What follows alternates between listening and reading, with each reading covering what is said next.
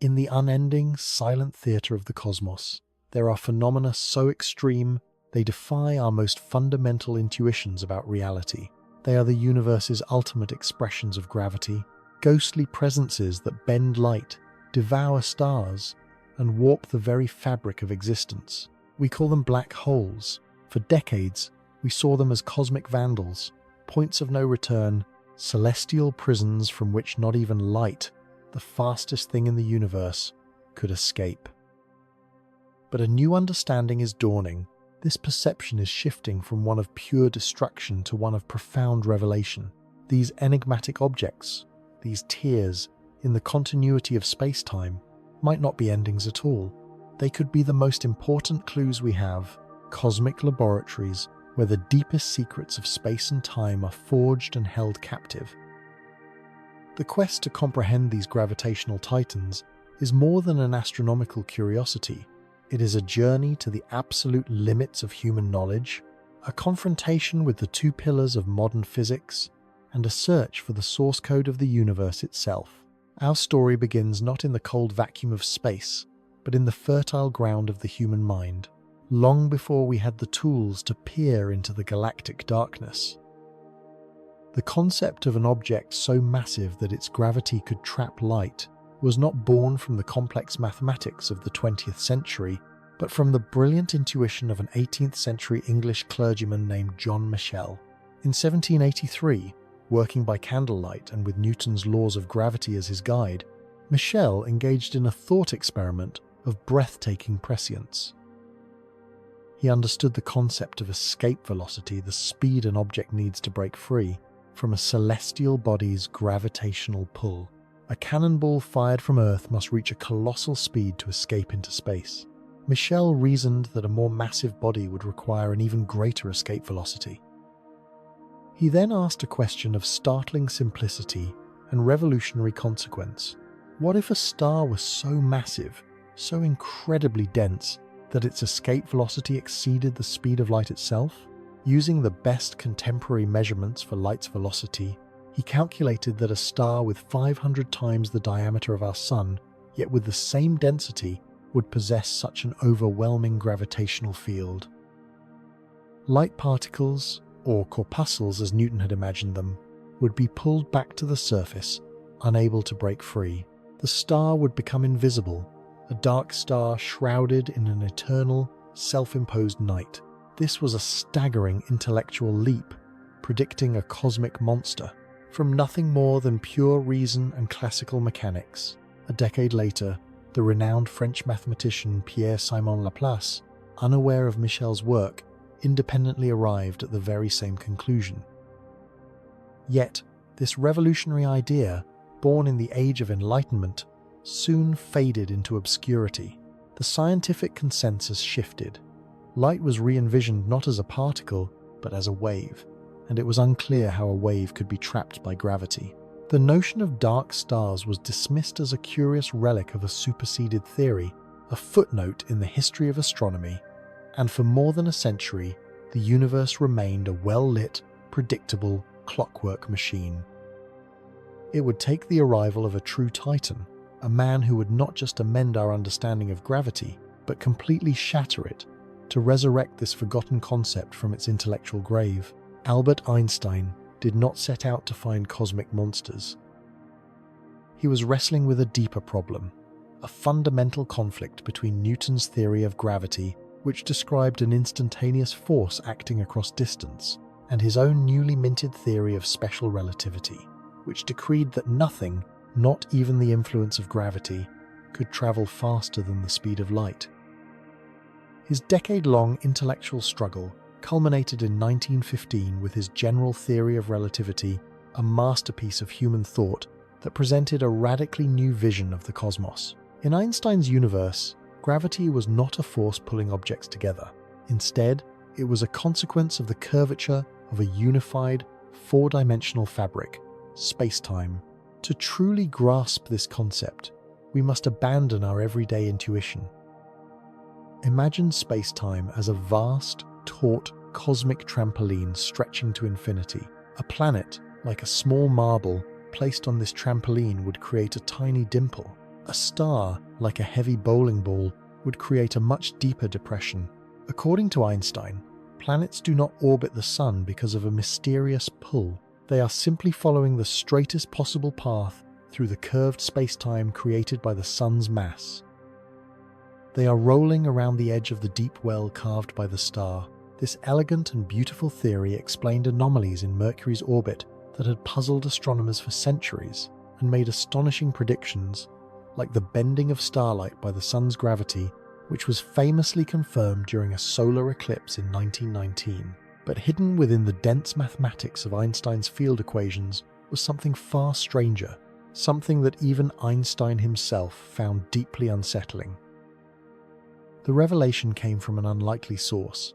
In the midst of the carnage of the First World War, a German physicist named Karl Schwarzschild was serving on the Russian front, calculating artillery trajectories. In the brief lulls between battles, he turned his powerful mind to Einstein's new theory. Incredibly, while surrounded by the chaos of war, Schwarzschild found the first exact solution to the equations of general relativity describing the space-time geometry around a single, spherical, non-rotating mass. His solution confirmed Einstein's predictions for bodies like our Sunday, but it also contained a mathematical bombshell. Schwarzschild's equations showed that if you could compress enough mass into a small enough volume, the curvature of space-time would become infinite. The fabric of reality would be punctured, creating a point of zero volume and infinite density, a singularity. Surrounding this singularity was a boundary, a one-way membrane in space-time. At a specific distance from the central point, now known as the Schwarzschild radius, the gravitational pull would become so immense that the escape velocity would equal the speed of light. Beyond this boundary, nothing could ever get out. Schwarzschild had mathematically resurrected Michel's dark star, but in a form far more bizarre and terrifying than anyone had ever imagined. Einstein was disturbed by this implication, believing that nature would somehow prevent such singularities from forming. He thought they were a mere mathematical anomaly, a flaw in the theory that would eventually be resolved. He was wrong. The universe, it turned out, was perfectly capable of creating these monsters. To journey toward one of these objects is to journey to the edge of reality itself. From a great distance, a black hole is deceptively simple. It is a sphere of perfect blackness, a hole in the starry tapestry of the cosmos. But as we approach, the universe begins to contort in profoundly strange ways. The light from distant stars behind the black hole is bent around its edges, an effect called gravitational lensing, creating a halo of distorted, duplicated images. The most crucial feature is the event horizon, the modern name for Schwarzschild's boundary. It is not a physical surface you could touch. It is a demarcation point in space-time itself, a threshold of no return. Imagine a powerful, wide river flowing towards a colossal waterfall. Far upstream, the water moves slowly. A boat with a strong engine can easily navigate, even turning around and heading back upstream. As the boat drifts closer to the falls, the current quickens. The engine must work harder to fight the flow. Eventually, the boat reaches a point where the water is flowing so fast, faster than the boat's maximum speed, that escape becomes impossible. No matter how hard the engine works, the current will inexorably pull it over the edge. The event horizon of a black hole is precisely this point of no return for light itself. At this boundary, space-time is flowing inward at the speed of light.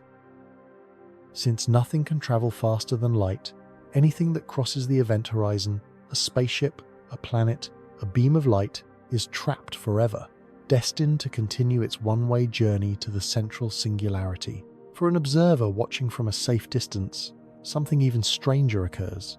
As an object falls toward the event horizon, time for that object appears to slow down. This is time dilation, a core prediction of relativity.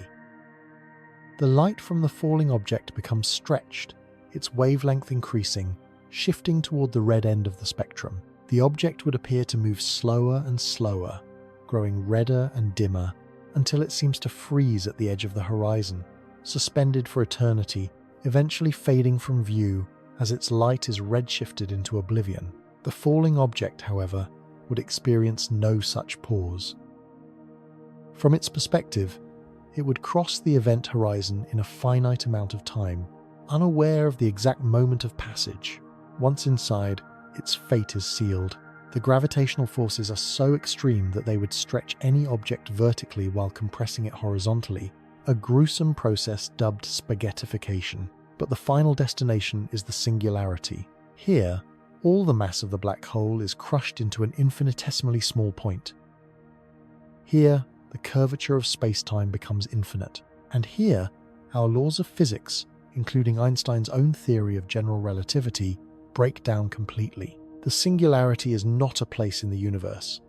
It is a moment in time, an end of time itself. It is a declaration from the cosmos that our current understanding is incomplete. For much of the 20th century, black holes were considered theoretical curiosities, mathematical oddities too extreme to exist in reality. But as our understanding of stellar evolution grew, we realized the universe was a prolific black hole factory. When a star at least 3 times more massive than our Sun exhausts its nuclear fuel, it can no longer support its own weight against the crushing force of gravity. The core collapses catastrophically, triggering a spectacular supernova explosion that blasts the star's outer layers into space. What remains of the core continues to collapse inward, unchecked, until it is crushed past its own Schwarzschild radius, forming a stellar mass black hole. Our galaxy is likely littered with tens of millions of these stellar corpses silently drifting through the void. Yet, these are the minnows of the black hole world. At the heart of nearly every large galaxy, including our own Milky Way, lurks a supermassive black hole, a behemoth weighing millions or even billions of times the mass of our Sunday. The one at our galaxy's center, Sagittarius A star, is 4 million solar masses. The giant at the core of the galaxy, M87, the first ever to be imaged, is over 6.5 billion solar masses. How these monsters formed is one of the great puzzles of modern cosmology, but their gravitational influence orchestrates the dance of stars in the galactic core. There might even be a third, more elusive type, primordial black holes, hypothesized to have formed in the chaotic, ultra-dense conditions of the very first second after the Big Bang. If they exist, these microscopic black holes could be drifting through the cosmos right now, and some scientists even speculate they could be the mysterious dark matter that constitutes most of the mass in the universe. For a long time, the classical picture of a black hole was absolute. It was a perfect prison. What goes in never comes out.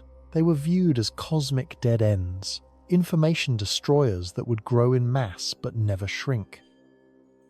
This simple, elegant picture was profoundly challenged in the 1970s by the brilliant mind of Stephen Hawking. Hawking began to investigate what would happen if one brought the strange rules of the other great pillar of modern physics, quantum mechanics, to the edge of a black hole. Quantum mechanics governs the universe of the very small. It is a world of probabilities, uncertainty, and bizarre phenomena. One of its strangest predictions is that so-called empty space is not empty at all. The vacuum is a seething cauldron of activity, a quantum foam where pairs of virtual particles, a particle and its antiparticle, are constantly popping into existence, briefly separating and then coming back together to annihilate each other in a flash of energy.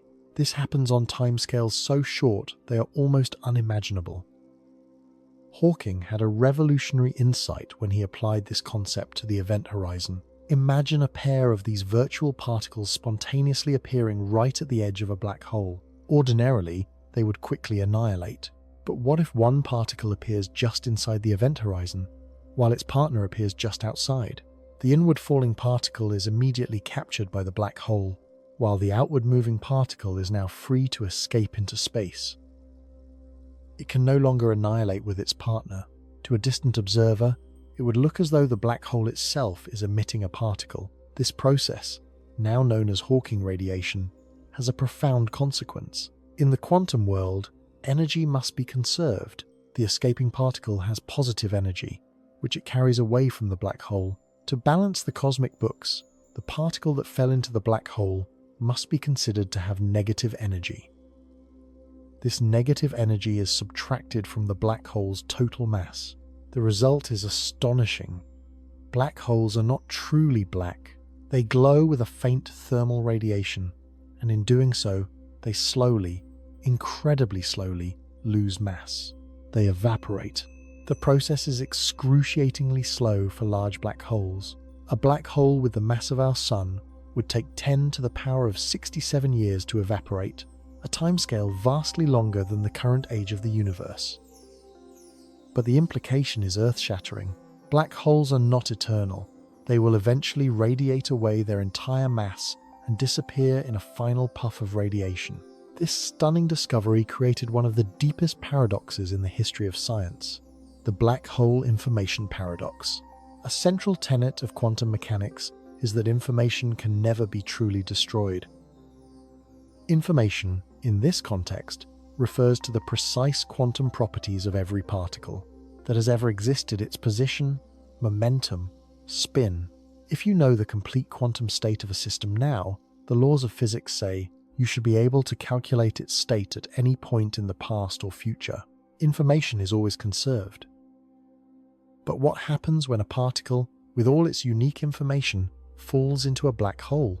According to Hawking's initial calculations, the black hole eventually evaporates, but the radiation it emits is thermal and random. It appears to contain no information about what fell in. The outgoing radiation from a black hole formed from a collapsed star would be identical to the radiation from a black hole formed from a collapsed library of encyclopedias. So where did the information go? Did it vanish from the universe, violating a fundamental law of quantum physics? Or is it somehow encoded in the outgoing radiation in a way we don't yet understand? This question ignited a decades-long debate among the world's leading physicists. Hawking himself initially argued that the information was lost forever, a claim that sent shockwaves through the theoretical physics community. If information could be destroyed, our most basic understanding of reality would crumble. It suggests that the past can be completely erased, that the universe has no fundamental memory. The search for a solution to this paradox has driven some of the most profound theoretical developments of the last half-century, forcing us to question the very nature of space-time itself. And it is this pressure, this conflict between relativity and quantum mechanics at the edge of the black hole, that is forcing us to peer inside, into the true heart of the mystery. What happens to space and time once you cross the event horizon? According to the mathematics of general relativity, something truly mind-bending occurs. The roles of space and time essentially interchange.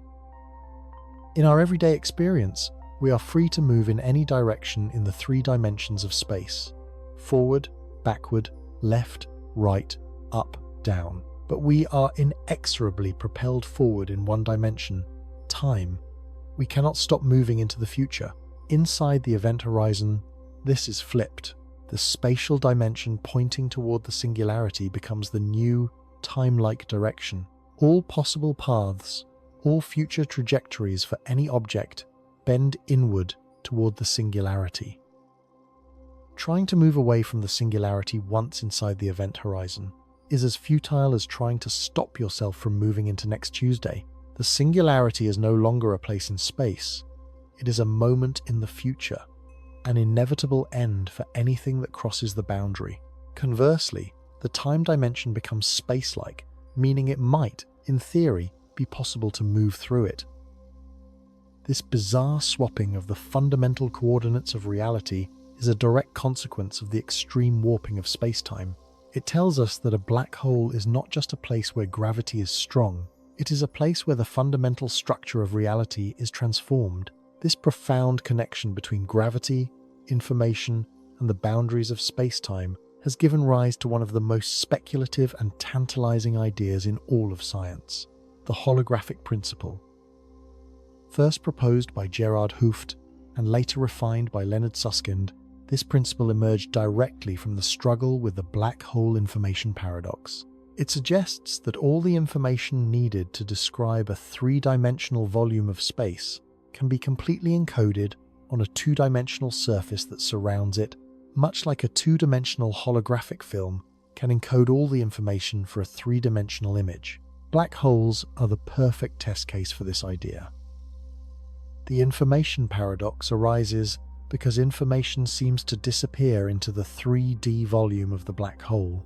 The holographic principle suggests that the information never truly enters the volume. Instead, it gets stuck or imprinted on the 2D surface of the event horizon itself.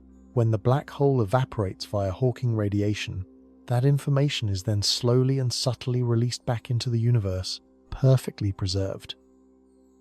If this is true for a black hole, could it be true for the entire universe? Could our three-dimensional reality, with all its richness and complexity, be nothing more than a holographic projection of information stored on a distant, two-dimensional boundary at the edge of the cosmos? This is a radical, almost philosophical conjecture, but it is a mathematically robust idea that could potentially unite general relativity and quantum mechanics.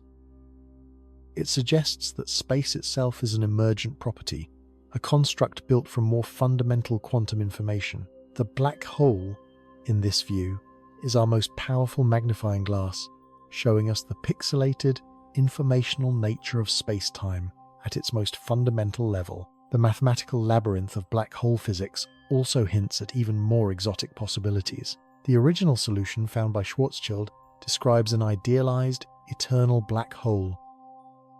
When extended, this mathematical framework also describes its theoretical opposite, a white hole, a region of space-time from which matter and energy can only escape but never enter. It is a time-reversed black hole, a cosmic fountain spewing out matter and energy. Furthermore, the theory allows for the connection of these two objects, forming an Einstein-Rosen bridge, more famously known as a wormhole, a potential shortcut through space-time. While most physicists believe that such wormholes would be incredibly unstable and impossible to traverse, their existence as a valid mathematical solution to Einstein's equations remains a tantalizing possibility. It hints that the singularity at the heart of a black hole might not be an end, but perhaps a gateway to another region of space-time, or even another universe entirely. These ideas remain firmly in the realm of speculation, but they underscore how black holes push our imagination to its absolute limits, forcing us to contemplate a cosmos far stranger than we can observe.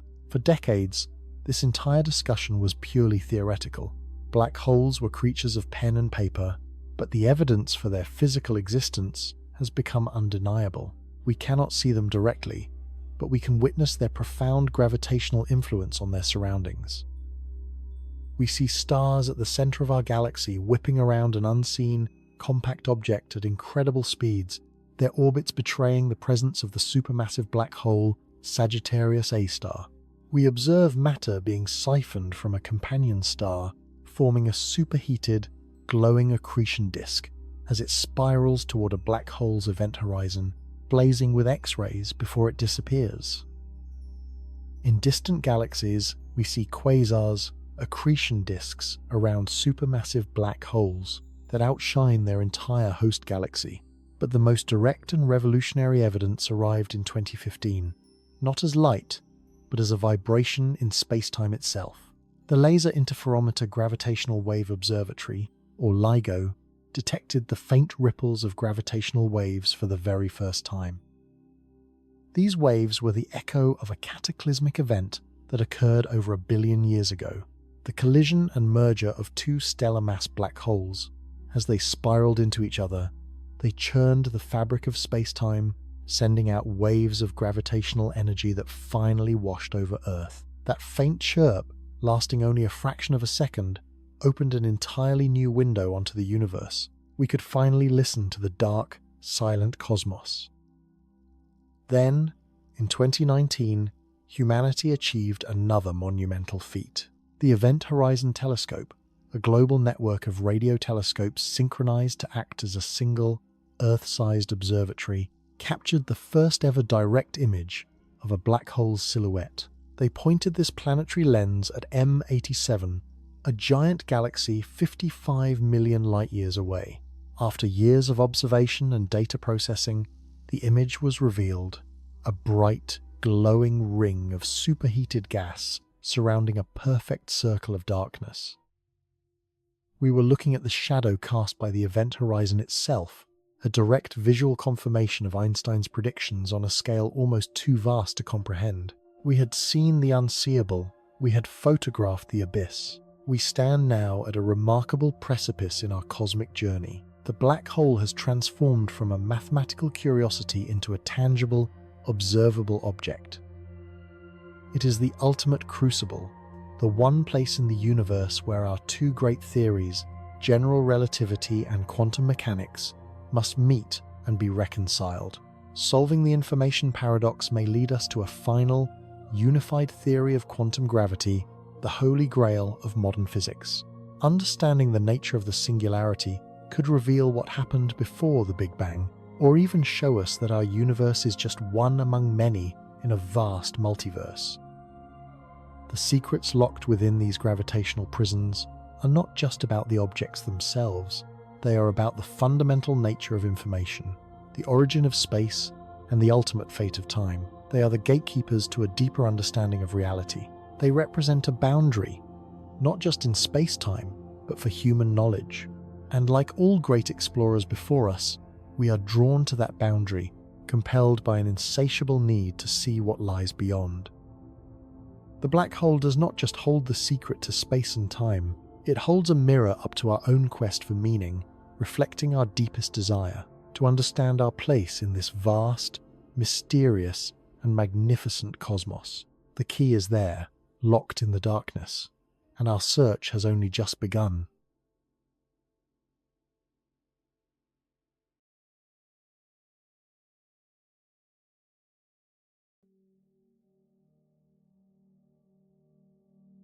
What if the story of creation, our story, is missing its very first chapter? We have long believed we knew the origin of black holes, those cosmic behemoths of infinite density. They are born, we thought, from the spectacular death of colossal stars, their cores collapsing under an impossible gravitational strain.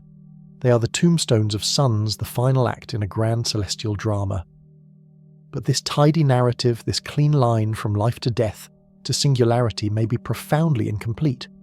What if the universe didn't wait for stars to die to forge its monsters? What if in the very first incandescent second of its existence, amidst a firestorm of creation that defies all analogy, the cosmos gave birth to black holes directly from the raw seething energy of the Big Bang itself? Imagine a darkness older than the first star, a gravity that predates the first galaxy. These are not the children of stellar collapse. They are something else entirely. Phantoms from a time before time as we know it, relics forged in the crucible of the universe's most violent instant. We call them primordial black holes, and they represent one of the most tantalizing and unsettling possibilities in all of cosmology. Their existence, if confirmed, would not just add a new chapter to our story. It would force us to rewrite the entire book from the first page to the last. It would mean that the universe has been haunted from its very beginning, seeded with a population of invisible ancient objects that could hold the key to our greatest cosmic mysteries. To understand how such an audacious idea is even possible, you must cast your mind back beyond the swirling nebulae, beyond the first glimmer of starlight, beyond the formation of the first atom.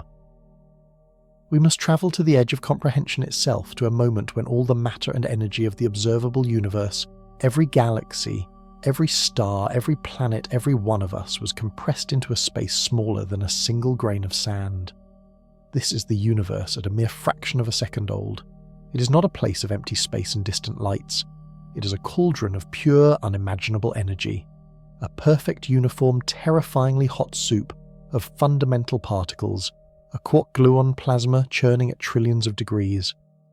In this primordial state, the familiar laws of physics were still fluid, the four fundamental forces of nature perhaps united as one. Space-time itself was a turbulent, frothing ocean, expanding at a rate so extreme it beggars belief. This was the era of cosmic inflation, a hyper-accelerated expansion that stretched the universe from the subatomic to the astronomical in less than the blink of an eye. It was an epoch of incomprehensible violence and beautiful, terrifying simplicity. Within this uniformity, however, Quantum mechanics guarantees there were impossibly tiny fleeting fluctuations, microscopic ripples in the otherwise smooth fabric of reality, quantum jitters in the density of the primordial soup.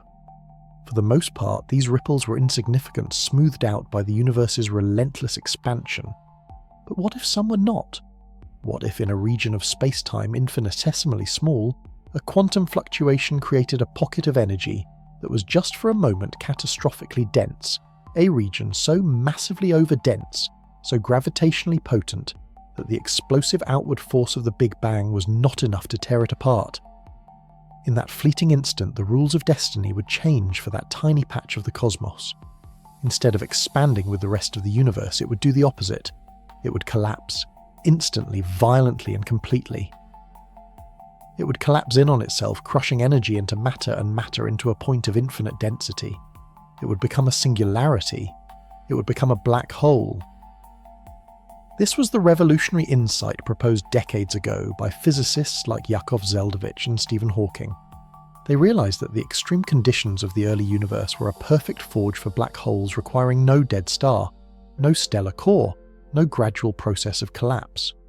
These primordial black holes would have been born in a flashfully formed singularities birthed from the pure chaos of creation. They wouldn't be limited to the large masses of their stellar cousins. Some could be as massive as 1,000 suns, while others might be no more massive than a mountain or a car or even a single asteroid compressed into a volume smaller than an atomic nucleus.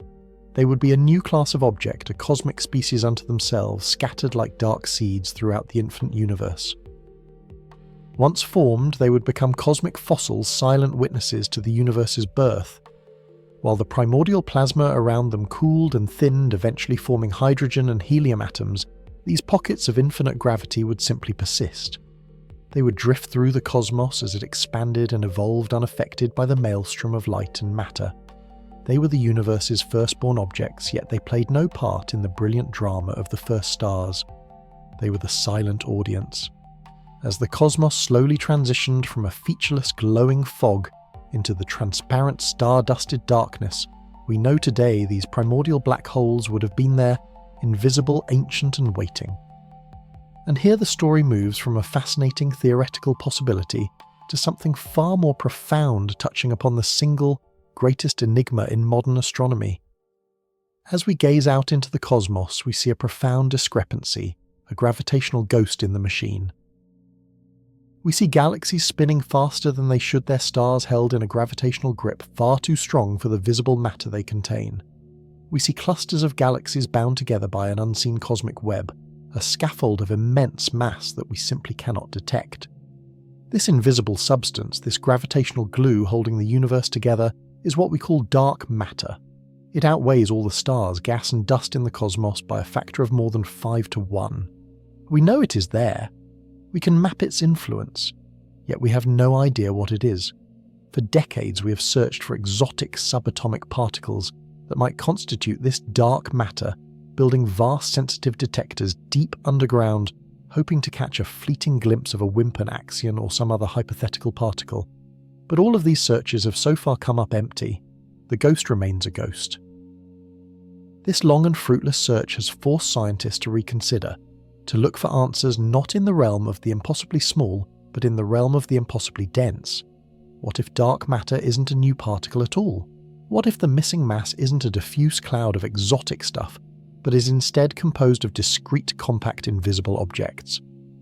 What if the universe is filled with a vast swarming population of primordial black holes? The idea is as elegant as it is radical. Primordial black holes perfectly fit the description of dark matter. They are dark, interacting with their surroundings almost exclusively through gravity. They are massive, each one containing a concentrated lump of the universe's missing mass. And they are primordial, formed before the synthesis of the light elements, meaning they would not disrupt the delicate cosmic accounting that so accurately predicts the abundance of hydrogen and helium we observe today. They could be the solution hiding in plain sight, a population of cosmic relics that collectively masquerade as a mysterious unidentified substance. The gravitational scaffolding holding you, your planet, and your entire galaxy together might not be a cloud of unknown particles, but a swarm of the oldest black holes in existence. If this is true, their influence would be written into the very fabric of the cosmos, They would be more than just passive relics. They would be active architects of cosmic structure. In the early universe, long before the first stars could ignite, these primordial black holes would have acted as gravitational anchors. They would be the seeds of density, the gravitational high ground around which the first wisps of gas could begin to gather. A cloud of hydrogen drifting through the void would feel the pull of one of these ancient objects, its immense gravity acting as a cosmic shepherd, gathering the diffuse matter into a concentrated fold.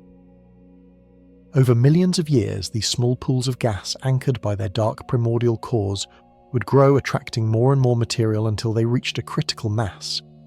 Within their centers, pressures would build, temperatures would soar, and eventually the fires of nuclear fusion would ignite. The first stars would be born not in isolation but clustered around these invisible gravitational cores. This process would cascade upwards. Stars would gather into the first star clusters. Star clusters would merge to form the first dwarf galaxies, and these dwarf galaxies, each one perhaps silently governed by a central primordial black hole, would themselves be drawn together along the vast filaments of the cosmic web, coalescing to form the grand spiral and elliptical galaxies we see today.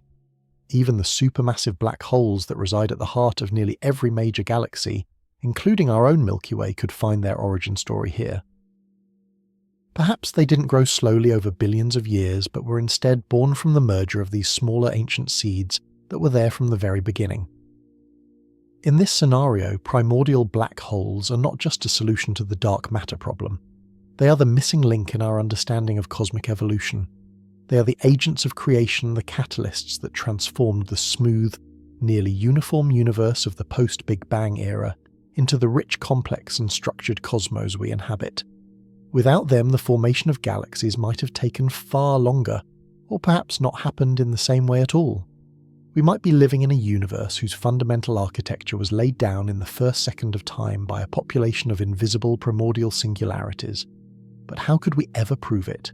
How do you find a ghost? These objects are by their very nature the masters of stealth. A primordial black hole with the mass of a planet would be smaller than a marble. One with the mass of our sun would be only a few kilometers across. They emit no light. They reflect no light. They are perfect pockets of darkness adrift in the cosmic ocean. Finding them seems an impossible task, a search for the tiniest of needles in an infinite haystack. Yet we are on the verge of a revolution. We are developing tools and techniques that allow us to listen for the universe's most subtle whispers, to search for the faintest of gravitational echoes left by these phantoms as they move through space-time. We can look for the way their immense gravity bends the light of distant stars, a phenomenon known as gravitational lensing. As a primordial black hole passes in front of a background star, its gravity would act like a cosmic magnifying glass briefly, and characteristically brightening the star's light, a fleeting, telltale sign of a dark object passing by. We can also listen for the echoes of their cataclysmic mergers. When two black holes, primordial or otherwise, spiral into each other and combine, they unleash a storm in the fabric of space-time itself, gravitational waves. Our new observatories are now sensitive enough to detect these ripples, and the specific signature of a primordial black hole merger would be distinct, a unique gravitational song that could betray their ancient origins. And then there is the most exotic possibility of all, a prediction that comes directly from Stephen Hawking himself. Black holes, he theorized, are not entirely black. Due to quantum effects near their event horizons, they should slowly leak a faint trickle of radiation back out into the space, a phenomenon now known as Hawking radiation. For massive star-sized black holes, this process is infinitesimally slow, taking longer than the current age of the universe to evaporate. But for the very smallest primordial black holes, those born with the mass of a large mountain or less, this evaporation would be much faster. As they reach the end of their lives, this trickle would become a torrent, culminating in a final explosive flash of high-energy gamma rays. If we could detect such a flash, a burst of energy from a point in space, with no star, no galaxy, no other explanation, we would have captured the death cry of an object born in the Big Bang. We would be witnessing the final spectacular end of a 14 billion-year journey. The quest for primordial black holes is therefore a journey into the heart of our own cosmic ignorance. It is an investigation that connects the largest structures in the universe with the most fundamental quantum laws. It challenges our assumptions about the nature of matter, the formation of galaxies, and the ultimate inventory of the cosmos. These objects represent a tantalizing bridge between the universe we can see and the vast dark sector we cannot. They are a potential solution to multiple seemingly disconnected cosmic puzzles, a single key that could unlock several of modern science's most heavily guarded doors. So we stand at a precipice of discovery looking back across the abyss of 14 billion years. The evidence for these objects is circumstantial, tantalizing, but not yet conclusive. They remain ghosts in our theories, spectres in our data. But the search is on, driven by the profound implications of what we might find. Because if they are out there, if the universe is indeed filled with these relics of creation, it means that the darkness between the stars is not empty. It is filled with the oldest objects in existence. It means that the story of our universe is fundamentally a story of black holes, not just as the endpoints of cosmic evolution, but as its very beginning. Our journey through this documentary is to chase these ghosts, to follow the faint clues they may have left behind, and to ask one of the most fundamental questions we can pose: did the universe forge its own destiny in the dark long before it ever created the light? What if the most profound monsters in the universe were not born from the spectacular deaths of stars, but were instead ghosts from its very first breath? What if there are black holes haunting the cosmos that are older than the first atoms, older than the first light? These are not the familiar gravitational titans we think we know. They are something else entirely, a primordial echo of creation itself, hiding in plain sight. To find them, we must first unlearn what we think we know about gravity's ultimate triumph. We must travel back not just through space, but through the deepest corridors of time to an era so violent and alien it almost defies imagination. Our journey begins not in the sky, but on the page, with a revolution that redefined the very stage on which the cosmos plays out. Before Albert Einstein, we saw the universe as a grand cosmic clockwork, a vast static emptiness through which planets and stars moved, pulled by an invisible instantaneous force called gravity. It was predictable, orderly, and fundamentally simple. But in 1915, Einstein shattered that clockwork forever. He revealed that space is not empty, and time is not absolute. He gave us the astonishing vision of space-time, a single, unified, four-dimensional fabric. And this fabric, he proposed, was not a passive backdrop. It was an active participant in the cosmic drama. Matter and energy tell space-time how to curve, and the curvature of space-time tells matter and energy how to move. It's a concept so profound it feels like poetry. A planet doesn't orbit the sun because of a mysterious pull. It follows the straightest possible path through space that has been warped and dimpled by the sun's immense mass. It is perpetually falling into a valley in reality, but moving just fast enough to constantly miss. This elegant dance between mass and geometry rewrote our understanding of the heavens, but within its beautiful equations, Einstein had unknowingly hidden a monster. His theory predicted that if you could gather enough matter into a small enough space, the curvature of space-time would become infinitely steep. Not just a gentle valley, but a bottomless pit, a point from which the fabric of reality itself could not recover. At this location, gravity would cease to be a mere force directing traffic. It would become an unstoppable cataclysm, a runaway collapse from which nothing, not even light, the fastest thing in existence, could escape. For decades, this was considered a mathematical absurdity, a flaw in the equations that nature would surely never allow, a physical impossibility. The universe, we believed, had safeguards. It was too elegant, too orderly to produce such a singularity, such a complete and utter breakdown of physics. But the universe, it turns out, is far more violent and creative than we had ever imagined. The safeguards we discovered can fail. We found the engine for creating these monsters in the hearts of the most colossal stars, the blue giants that burn with a fury 1,000,000 times that of our own sun. For millions of years, these stellar titans are the universe's great alchemists, magnificent nuclear forges where the light elements born in the Big Bang are crushed into the heavier materials that make up planets, and even you. Hydrogen fuses into helium, helium into carbon, and on up the periodic table. This constant outward exploding energy from fusion provides the pressure that holds the star up, fighting a relentless lifelong battle against the inward crush of its own colossal gravity. It is a titanic struggle, a balancing act on a knife's edge that defines the star's entire existence. But this battle cannot last forever. Every star is born with a finite amount of fuel. When a truly massive star, one more than 20 times the mass of our Sun, exhausts its nuclear reserves, this delicate equilibrium is shattered in an instant. The outward-pushing furnace in its core sputters and dies. In that moment, gravity, the patient ever-present force, finally wins, and its victory is absolute.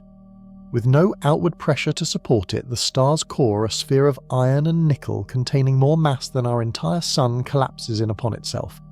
It implodes at a quarter of the speed of light. The collapse is so catastrophic, so unimaginably violent, that it triggers the most powerful explosion we know of a supernova. The star's outer layers are blasted into space in a brilliant, fleeting blaze that can outshine an entire galaxy of 100 billion stars. This celestial death cry seeds the cosmos with the elements necessary for new stars, new planets, and new life. It is a beautiful cyclical story of cosmic death and rebirth. But left behind in the heart of that fading ethereal nebula of gas and dust is the monster from Einstein's equations. The collapsed core, now crushed beyond all comprehension, continues to shrink. It smashes past the density of an atomic nucleus, past every known state of matter, until it is compressed into a region of zero volume and infinite density. A singularity. It has punched a hole in the very fabric of space-time. A black hole is born. This has become our standard model, the canonical story of how these gravitational phantoms are made. It requires a specific set of circumstances, a giant star, the exhaustion of its fuel, and a spectacular explosive death. For half a century we believed this was the only way. We looked out at the cosmos and saw these stellar mass black holes, the cinders of dead giants, and assumed they were all cast from the same mould. We'd convinced ourselves that to make a black hole, you first needed to make a star. This assumption, however, rested on a subtle but profound bias. It was based on the conditions of the universe as we see it today. A vast, cold and mostly empty place where the only factories dense enough to forge a black hole are the cores of dying stars. But what if we were only looking at one chapter in a much longer, much stranger cosmic story? What if there was another way? A way that required no stars, no fusion, no supernovas. A path to infinite collapse that existed only in the universe's most extreme and distant past. This was the revolutionary question that began to percolate in the minds of a new generation of theorists in the late 1960s and early 1970s. They were looking at the cosmos not just through telescopes, but through the lens of pure mathematics guided by the still unfolding implications of Einstein's relativity. Among them was a brilliant young physicist at Cambridge University, a man whose mind was already soaring to the farthest reaches of theoretical possibility even as his body was beginning to fail him. Stephen Hawking, alongside his colleague Bernard Carr, would propose an idea so radical it would forever change our view of what a black hole could be. They looked past the modern, placid universe of today and peered into the inferno of its birth. They argued that the conditions in the moments immediately following the Big Bang were so utterly alien, so much more extreme than the core of any star, that black holes could have been forged directly from the raw energy and chaos of creation itself. They didn't need a star to die. They just needed the universe to be born. These would not be stellar remnants. They would be something far more fundamental, primordial. To understand their breathtaking hypothesis, you have to perform an act of immense imagination. You must forget the tranquil darkness of the night sky dotted with distant lonely stars. You must erase the galaxies, the planets, the very atoms in your body. We have to journey back 13.8 billion years to the first fraction of the first second of time. Here, the entire observable universe, all the energy, all the matter, all the potential for everything that would ever exist was compressed into a space smaller than a grain of sand. This was not a universe of structure or form. It was a seething, incandescent cauldron of pure energy, a perfect uniform plasma hotter and denser than anything we can truly conceive. The fundamental forces of nature were merged into a single unified superforce. The concepts of space and time themselves were just beginning to unfurl. In this primordial soup there were no clumps of matter. The universe was astonishingly, almost perfectly smooth. The density was virtually identical from one point to the next. It was this very smoothness that had long puzzled cosmologists. If the universe started out perfectly uniform, how did it ever develop the structures we see today? How did the galaxies, stars, and planets ever form? The answer we now believe lies in an event that took place in that first sliver of a second cosmic inflation.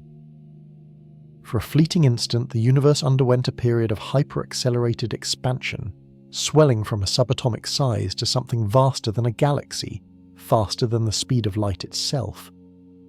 This explosive growth ironed out any large-scale wrinkles, making the universe incredibly flat and uniform on the grandest scales just as we observe. But it also did something else, something critically important. It took the microscopic, ghostly world of quantum mechanics and blew it up to astrophysical proportions. At the quantum level, the universe is not smooth. It is a roiling, frothy sea of uncertainty.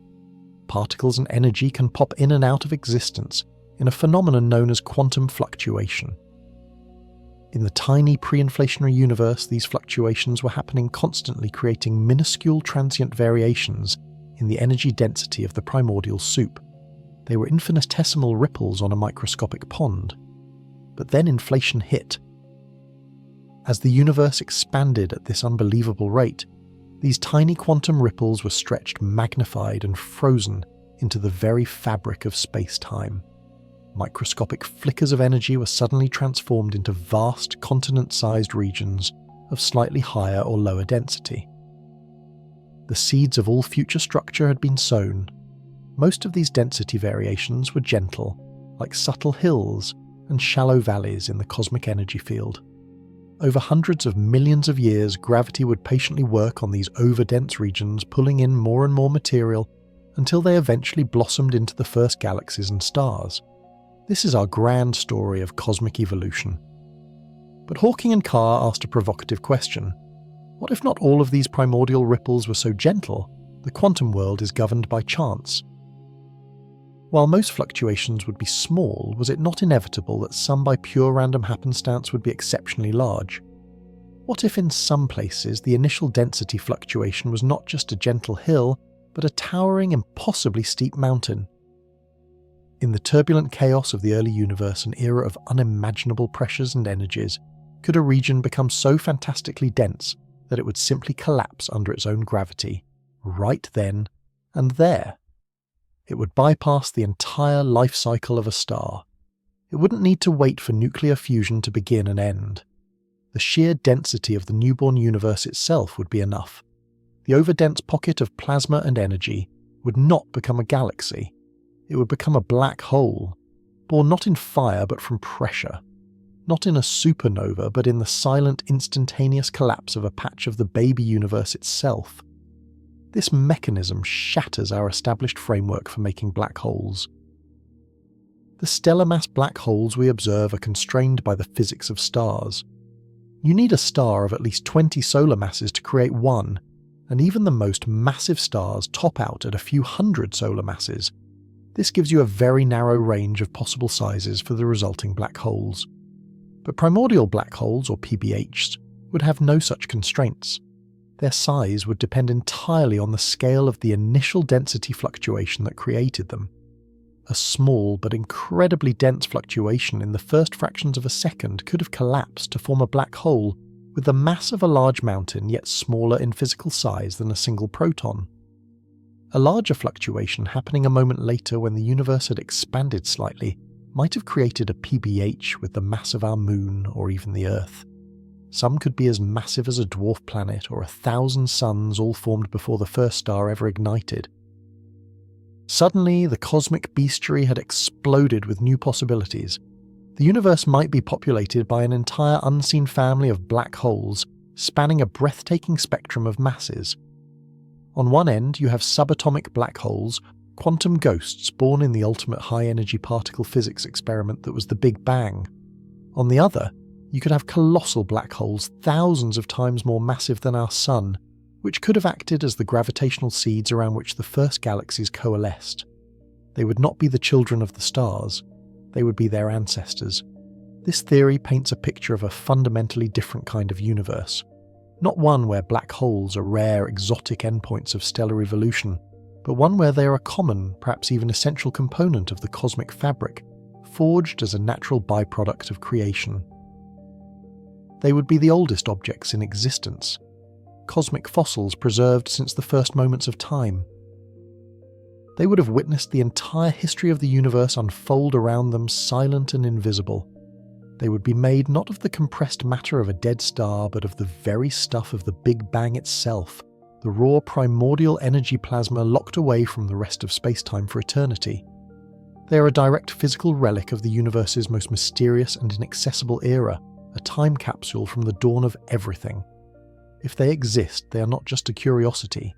They are a message from the past, carrying secrets about the nature of inflation, the laws of quantum gravity, and the very origin of structure in the cosmos.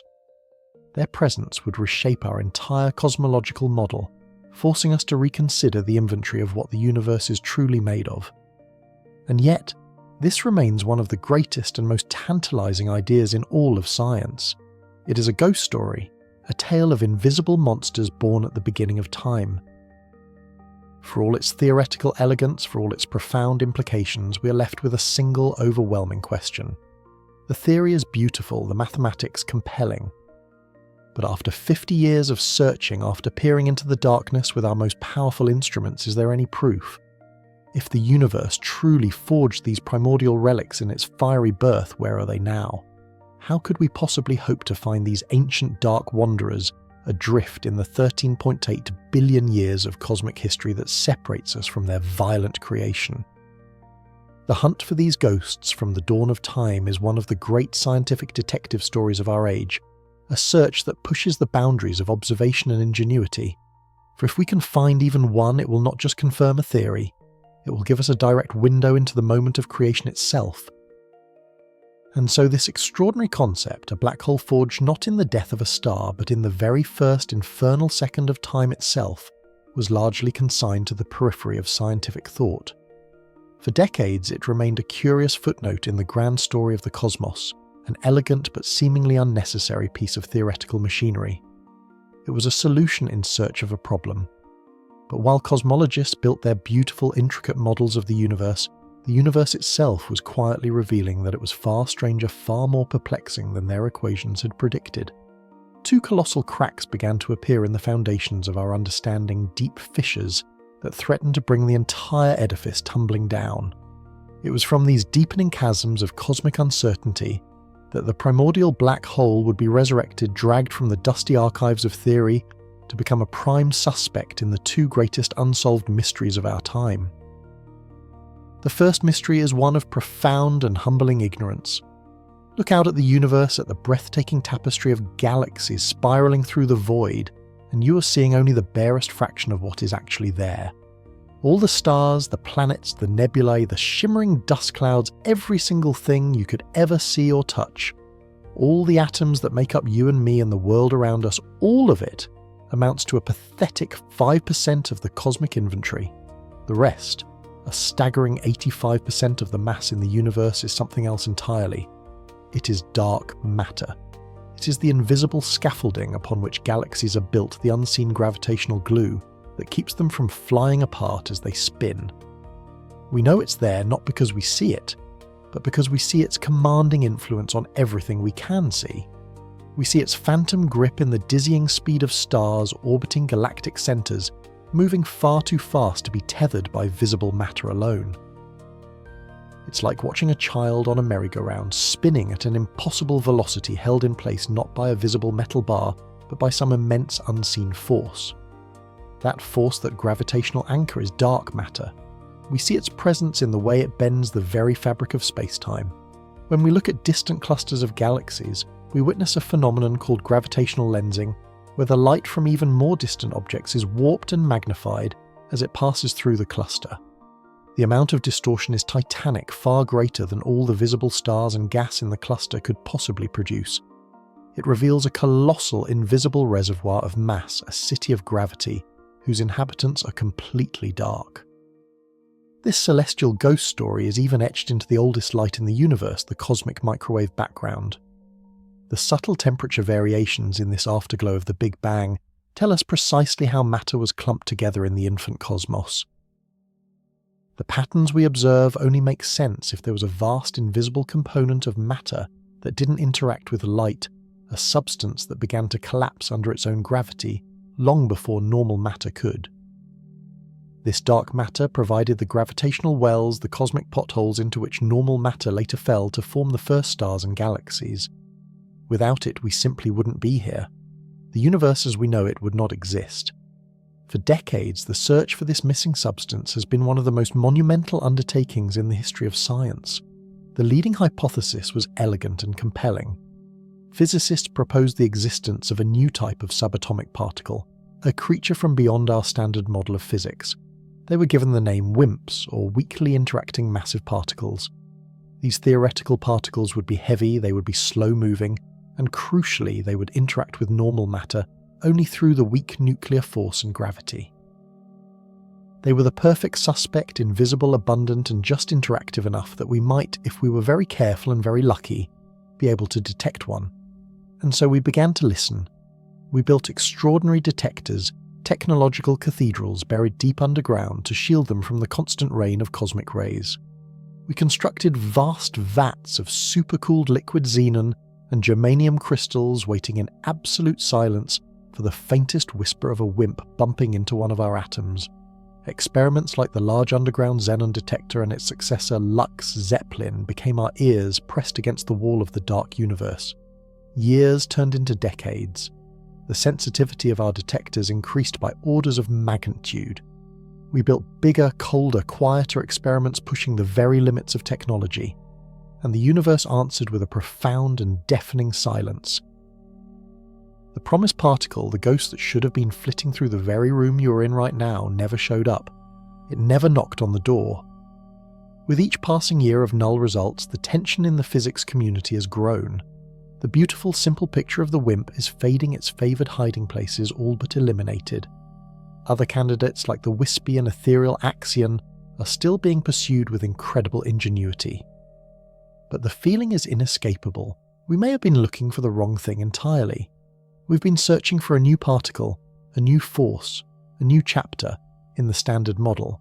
What if the answer isn't new physics at all? What if the solution has been hiding in the oldest physics we know, the physics of gravity itself taken to its most extreme conclusion? This is where the primordial black hole steps out from the shadows. Suddenly, it is no longer a mere curiosity. It is a radical, audacious, and deeply compelling candidate for the dark matter that has eluded us for so long. Consider its properties. A primordial black hole is by its very nature dark. It does not emit or reflect light. It is composed of the familiar stuff of the universe, matter and energy, but crushed into a form that makes it non-baryonic for all practical purposes, meaning it doesn't participate in the nuclear reactions that forge elements. It interacts with its surroundings almost exclusively through gravity. It is the ultimate stealth object. If the universe were filled with a diffuse swarm of these ancient relics, they would behave on a grand cosmic scale exactly like the dark matter we observe. They would provide the gravitational scaffolding for galaxies. They would bend the light of distant quasars. They would have clumped together in the early universe, creating the gravitational seeds for the structures we see today. They check every box. The idea is breathtaking in its simplicity. The universe's missing mass isn't some exotic, undiscovered particle. It is a population of invisible gravitational traps forged in the first moments of creation, scattered throughout the cosmos like a fine dark dust. This hypothesis opens up a vast landscape of possibilities, because unlike WIMPs, which were theorized to have a specific mass, primordial black holes could exist across an immense range of sizes. They could be as light as an asteroid drifting silently through interstellar space. They could be 100 times the mass of our sun wandering the dark voids between galaxies. They could even be thousands of times more massive, lurking in the hearts of the small, dense star clusters that orbit the Milky Way. Each mass range would produce different potentially observable effects, a set of fingerprints we might be able to find. The tantalizing possibility is that we haven't found dark matter because we've been using the wrong kind of detector. We've been listening for the whisper of a particle, when we should have been looking for the shadow of a singularity. It reframes the entire search, transforming it from a particle physics problem into an astronomical hunt. The evidence we need may not be buried in a mile of rock, but hiding in plain sight in the terabytes of data streaming from our telescopes every single night. The ghost in the machine of cosmology was no longer a ghost. It had become a prime suspect, and it was about to be implicated in a second equally profound cosmic crime. While particle physicists were grappling with their silent detectors, astronomers peering back to the dawn of time were confronting an entirely different kind of monster. Using instruments like the Hubble Space Telescope and the giant observatories of Earth, we have learned to look back in time to see the universe not as it is today, but as it was in its infancy. We expected to see a young, simple cosmos. We expected to see the first small tentative galaxies' clumsy collections of the first generation of stars slowly and patiently assembling themselves over billions of years. What we found instead, staring back at us from the edge of cosmic dawn, was shocking. We found titans. We found quasars, galactic cores ablaze with a ferocious light powered by supermassive black holes that are billions of times the mass of our own sun, and these were not mature objects in a mature universe. We found them when the cosmos was less than 1 billion years old, a mere fraction of its current age. It was like looking at a photograph from the year 1800 and seeing a fully built, fully populated Tokyo. It makes no sense. Take the quasar known as J313 1806. Its light has travelled for over 13 billion years to reach us. We are seeing it as it was when the universe was only 670 million years old. That is astonishingly early a time when the first galaxies were just beginning to switch on.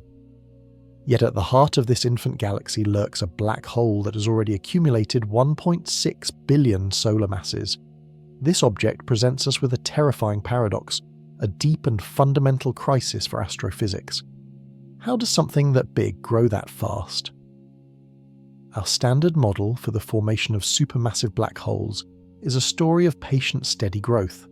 It begins with the death of a single massive star, which collapses to form a stellar mass black hole perhaps 10 or 20 times the mass of the Sun. This seed black hole then begins to feed, slowly pulling in gas and dust from its surroundings. Occasionally it might merge with another stellar black hole, gaining a little more mass. Over eons, through a combination of steady accretion and occasional mergers, it can gradually build itself up into a monster. This model works perfectly well to explain the supermassive black hole in our own galaxy, Sagittarius A star, which has had 13.8 billion years to grow. But it utterly fails to explain J0313 1806 and others like it. There simply wasn't enough time. The universe was too young. Even if a seed black hole formed from the very first stars and began accreting matter as fast as physically possible, a theoretical limit known as the Eddington limit, where the outward pressure of the radiation from the feeding frenzy balances the inward pull of gravity, it still could not reach 1 billion solar masses in just a few 100 million years, is a mathematical impossibility. It's like trying to fill an entire reservoir with a drinking straw in under an hour. The timeline does not compute. The universe of our models is a universe of gradual construction. The universe we actually observe is a universe that contains skyscrapers on day one. Astrophysicists have tried desperately to solve this riddle. Perhaps the first stars were much more massive than we think, creating larger initial seeds of a few hundred solar masses. It helps, but it still isn't enough to bridge the gap. Perhaps dense star clusters could have undergone a runaway collapse, with stars merging together in a chaotic frenzy to directly form an intermediate mass black hole of 1,000 solar masses. This direct collapse model is a more promising avenue, but it requires a very specific and perhaps very rare set of pristine environmental conditions in the early universe conditions that might not have been common enough to explain the number of early quasars we're now discovering. Every conventional pathway we can imagine seems to be a desperate race against a clock that is impossibly fast. The growth curve is too steep. The problem isn't just a small discrepancy, it's a fundamental challenge to our understanding of cosmic evolution. And this is where our first mystery collides head-on with our second. This is where the dark matter suspect becomes the prime suspect in the case of the impossible giants. What if the first supermassive black holes didn't have to start from scratch? What if they didn't begin as a tiny stellar mass seed and desperately claw their way up to 1 billion solar masses against an unforgiving clock? What if instead they were born with a massive head start? What if the universe came pre-packaged with a population of ready-made massive black hole seeds? Primordial black holes forged not from a star, but from the raw compressed energy of the Big Bang itself could have been those seeds. A primordial black hole with a mass of, say, 100,000 suns could easily have formed in the ultra-dense conditions of the first second of time. Such an object lurking in the heart of one of the first collapsing clouds of gas would act as a devastatingly effective gravitational seed crystal. It wouldn't need to be built. It was already there. It would immediately begin to pull in vast quantities of primordial hydrogen and helium growing at a ferocious rate. It completely short-circuits the growth problem. You're no longer trying to fill a reservoir with a straw. You're starting with a lake and turning it into an ocean. The existence of these massive primordial seeds would make the appearance of billion solar mass quasars in the early universe not just possible, but inevitable. They become the natural outcome of providing the infant cosmos with prefabricated foundations of immense gravity. Suddenly, the impossible giants seem less like a paradox and more like a clue, a blinking neon sign pointing back to the most violent and mysterious epoch in all of cosmic history. This single elegant hypothesis offers a potential solution to two of the most profound and disconnected problems in cosmology. On the one hand, a vast swarm of smaller asteroid-mass primordial black holes could be the invisible dark matter that holds our galaxies together.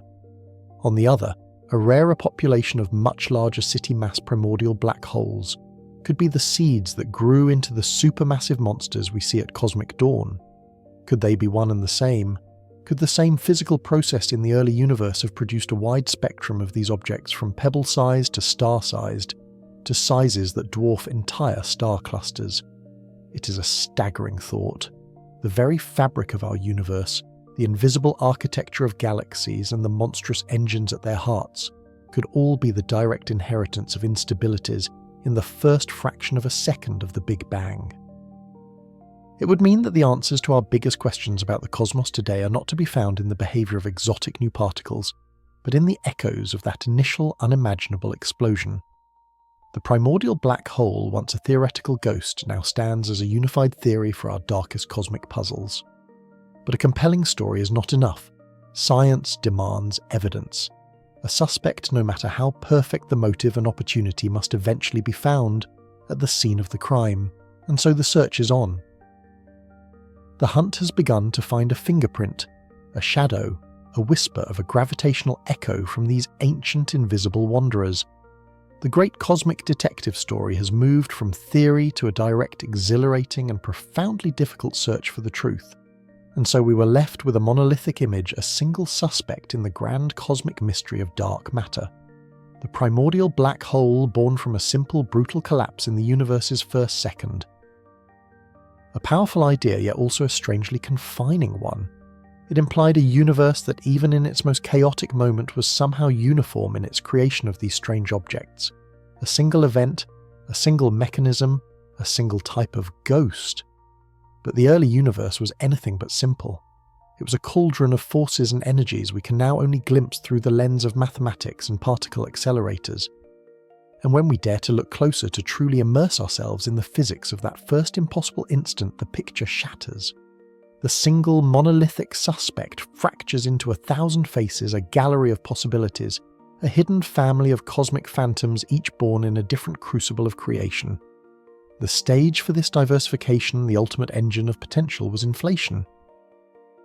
That fleeting, ferocious epoch lasting less than a trillionth of a second, when the universe swelled from a point of unimaginable density to a vastness that would dwarf galaxies.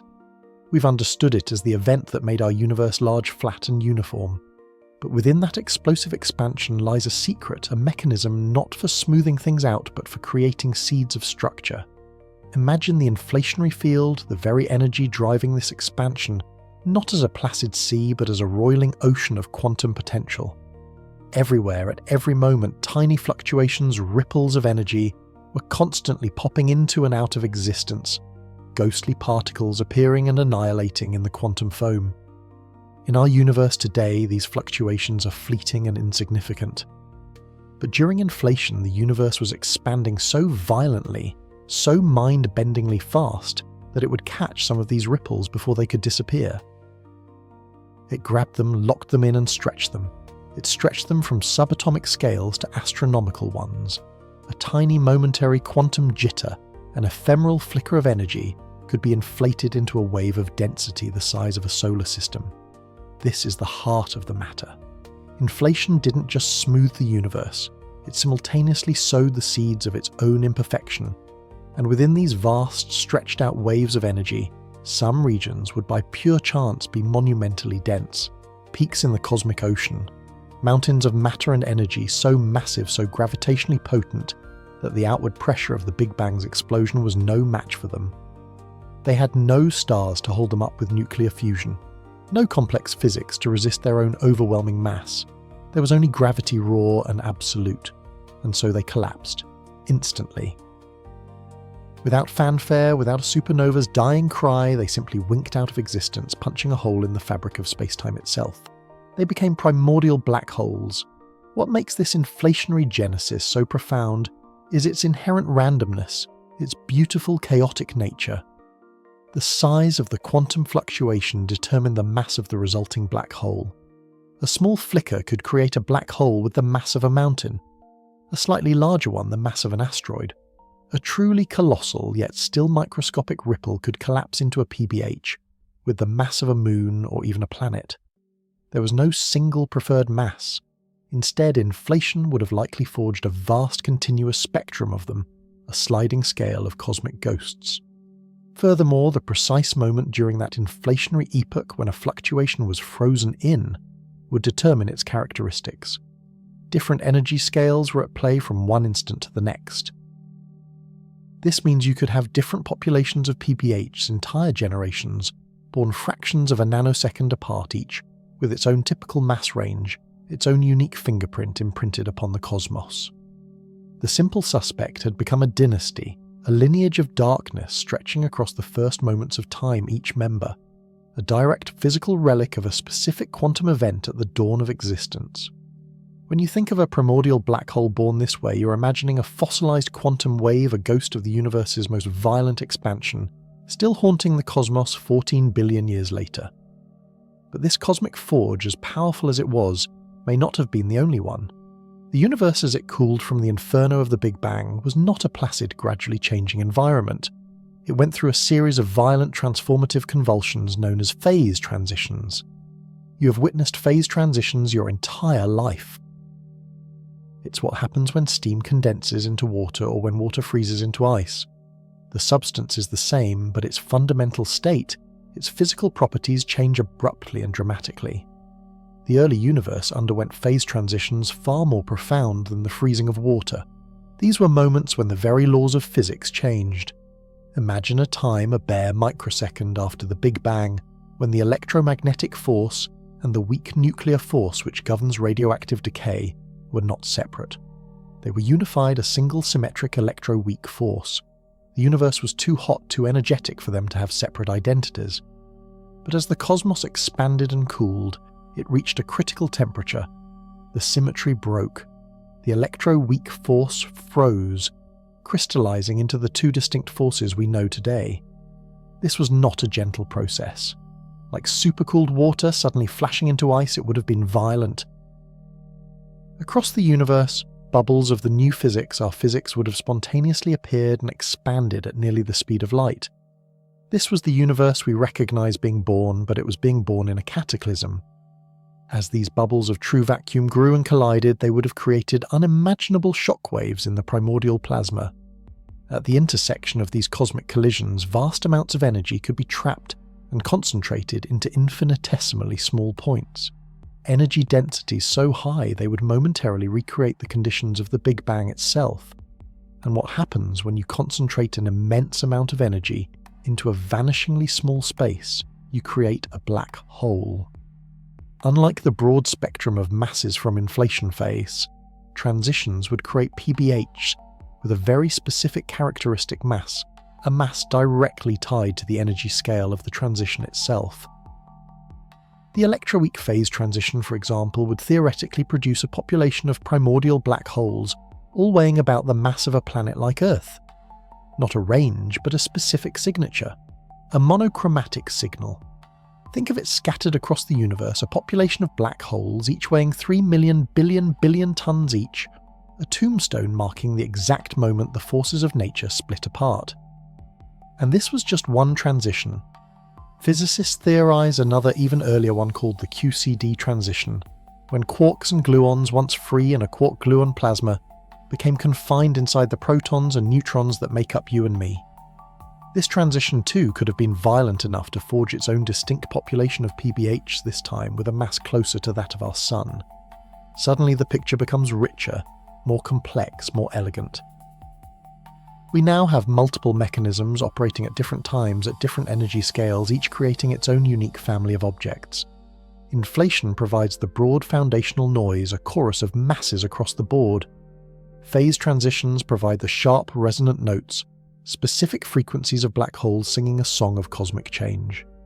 The search for primordial black holes was no longer a hunt for a single footprint, but for an entire ecosystem of predators, each adapted to the unique environment of its birth.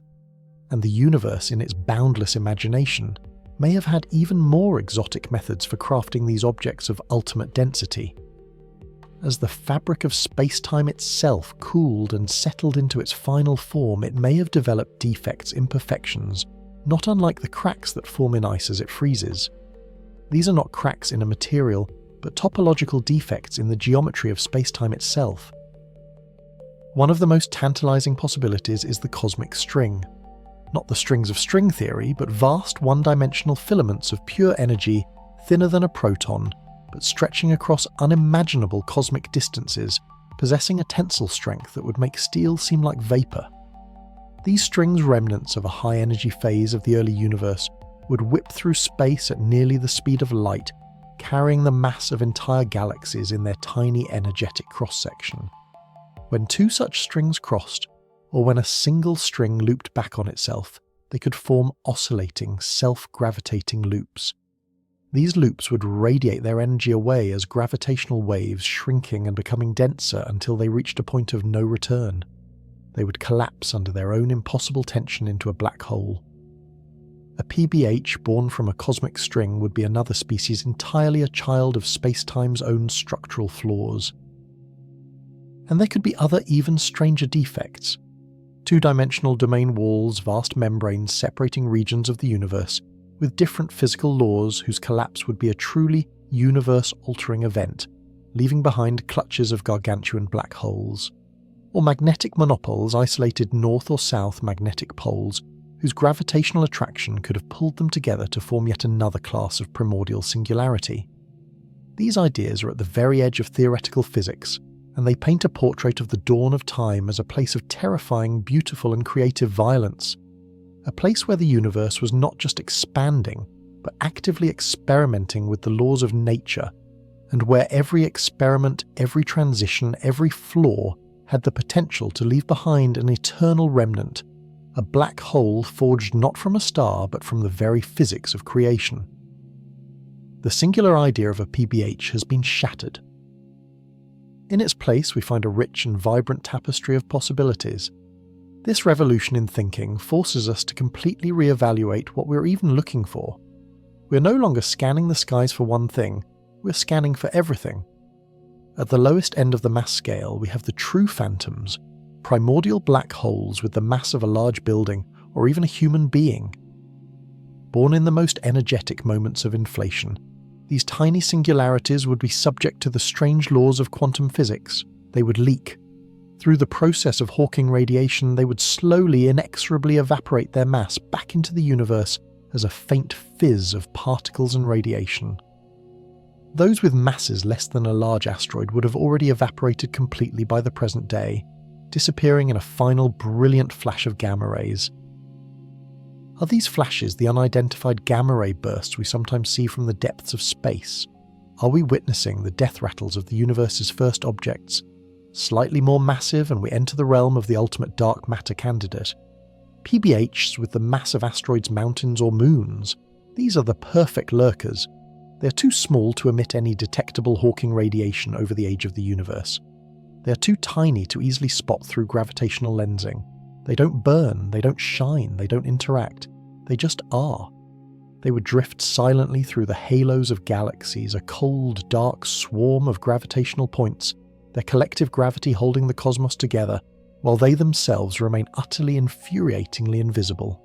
Millions of them could be passing through our own solar system right now, and we would be completely unaware.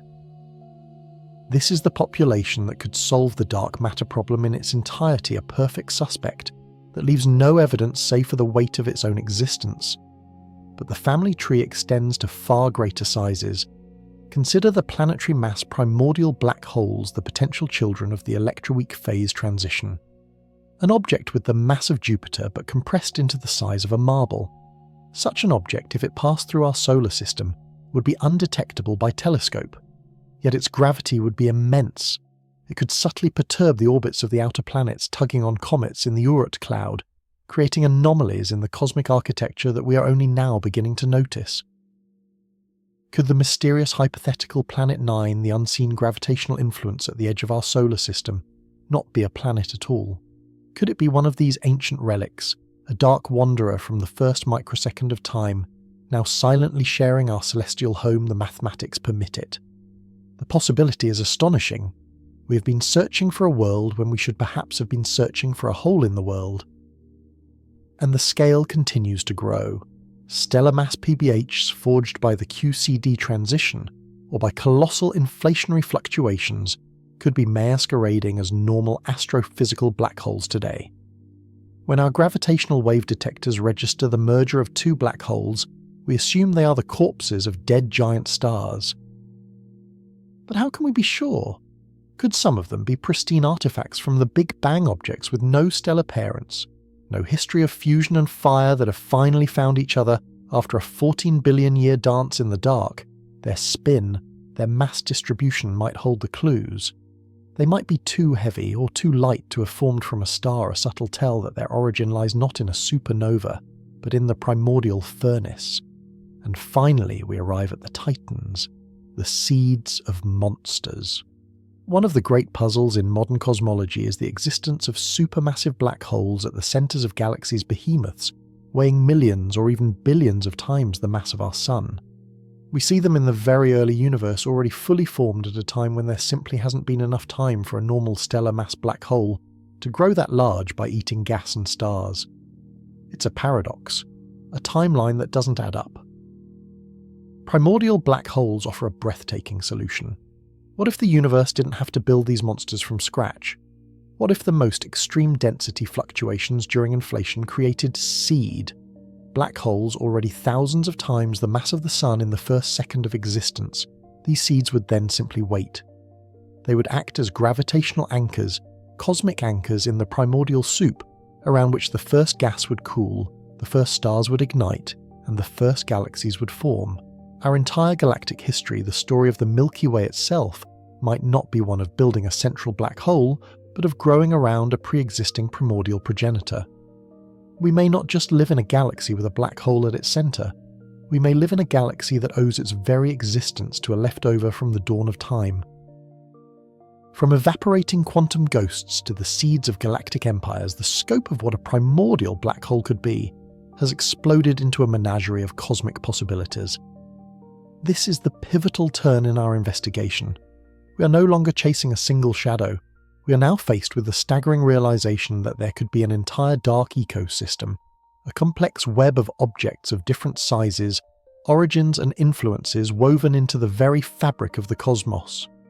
A population of asteroid mass objects making up the dark matter halo, a separate population of planetary mass objects wandering interstellar space, another population of stellar mass objects mimicking their stellar cousins, and a sparse population of giants sitting enthroned in galactic cores. This is no longer a simple theory. It is a framework for a second unseen universe, a shadow biosphere of gravity. The question, now more urgent and more complex than ever, becomes our new guide. If this vast diverse family of cosmic remnants truly exists born from the cacophony of the Big Bang, then where are they? How in this silent darkness across this vast spectrum of possibility do we finally design an experiment, a search, an observation that will allow one of these ghosts to give itself away? The hunt is about to begin, and so the gauntlet was thrown. With theory revitalized, the abstract elegance of primordial black holes demanded a confrontation with reality. It was no longer enough to imagine these cosmic relics. We had to find them. The hunt was on a search that would push human ingenuity to its absolute limits, transforming the entire cosmos into a laboratory and every telescope into a potential witness. This was not a search for a single object in a single patch of sky, but a sprawling, multi-pronged investigation across all of space-time, from our galactic backyard to the faint echo of the Big Bang itself. It would become one of the most challenging and at times profoundly frustrating quests in modern astrophysics. The universe, it seemed, was exceptionally good at keeping its oldest secrets. We would have to be exceptionally clever to trick it into telling. One of the first traps laid for these gravitational ghosts relies not on seeing them, but on feeling their immense weight as they drift unseen through the galactic wilderness. This ingenious method is called gravitational microlensing. Imagine you're staring at a distant steady star, a single point of light in the celestial tapestry. Now imagine a massive unseen object, a primordial black hole perhaps drifting silently across your line of sight. According to Einstein's general relativity, its gravity doesn't just pull on things, it fundamentally warps the fabric of space-time around it. As the PBH passes in front of the distant star, this warped space-time acts like a lens, a celestial magnifying glass forged from pure gravity. For a brief precious moment, the light from the background star is bent and focused, causing the star to appear to brighten dramatically, then fade back to normal as the invisible object continues its journey. This transient symmetrical brightening is the telltale signature, the fingerprint of a massive compact object passing by. It's a way to see the invisible, to detect a presence through its gravitational shadow alone. In the 1990s, ambitious projects like the MACHO Massive Astrophysical Compact Halo Object Survey and OGLE, the Optical Gravitational Lensing Experiment, began to systematically monitor hundreds of millions of stars night after night. They were hunting for these very flickers in the dark, hoping to catch a PBH in the act. The sheer scale of the undertaking was monumental. It was like watching an entire city of light bulbs, hoping to see one momentarily flare up because a tiny invisible marble had passed in front of it. And they did find events. They saw stars brighten and dim exactly as predicted. But here the universe threw a wrench into the works. The problem is that a primordial black hole isn't the only thing that can create a microlensing event. Any compact dim object will do. A faint brown dwarf, a wandering neutron star, or even a rogue planet ejected from its home system could all produce an identical light curve. The duration of the brightening gives you a clue about the mass of the lensing object. A shorter event implies a smaller mass. The surveys were looking for events corresponding to a wide range of masses, from planet-sized PBHs to those many times the mass of our Sun. The results that trickled in were a complex mix of triumph and ambiguity. The experiment successfully demonstrated that our galaxy's halo was not in fact filled with vast numbers of stellar mass compact objects. This placed the first powerful constraints on certain theories, effectively ruling out the idea that all of dark matter could be composed of primordial black holes with masses similar to our Sun. The window of possibility began to narrow, yet for smaller masses the picture remained stubbornly murky. Shorter duration events which could correspond to asteroid mass or planet mass PBHs were exceptionally difficult to detect with the technology of the time. The Earth's own atmosphere blurs our view, and the cadence of observations, how frequently you can photograph the same patch of sky, meant that these fleeting flickers could easily be missed entirely. You're searching for a needle in a cosmic haystack, and the needle itself is only visible for a few hours or even minutes. It's a beautiful, elegant technique, a testament to our ability to use the laws of physics to our advantage, but it left us with a frustrating verdict, a lack of overwhelming evidence, but not definitive proof of absence.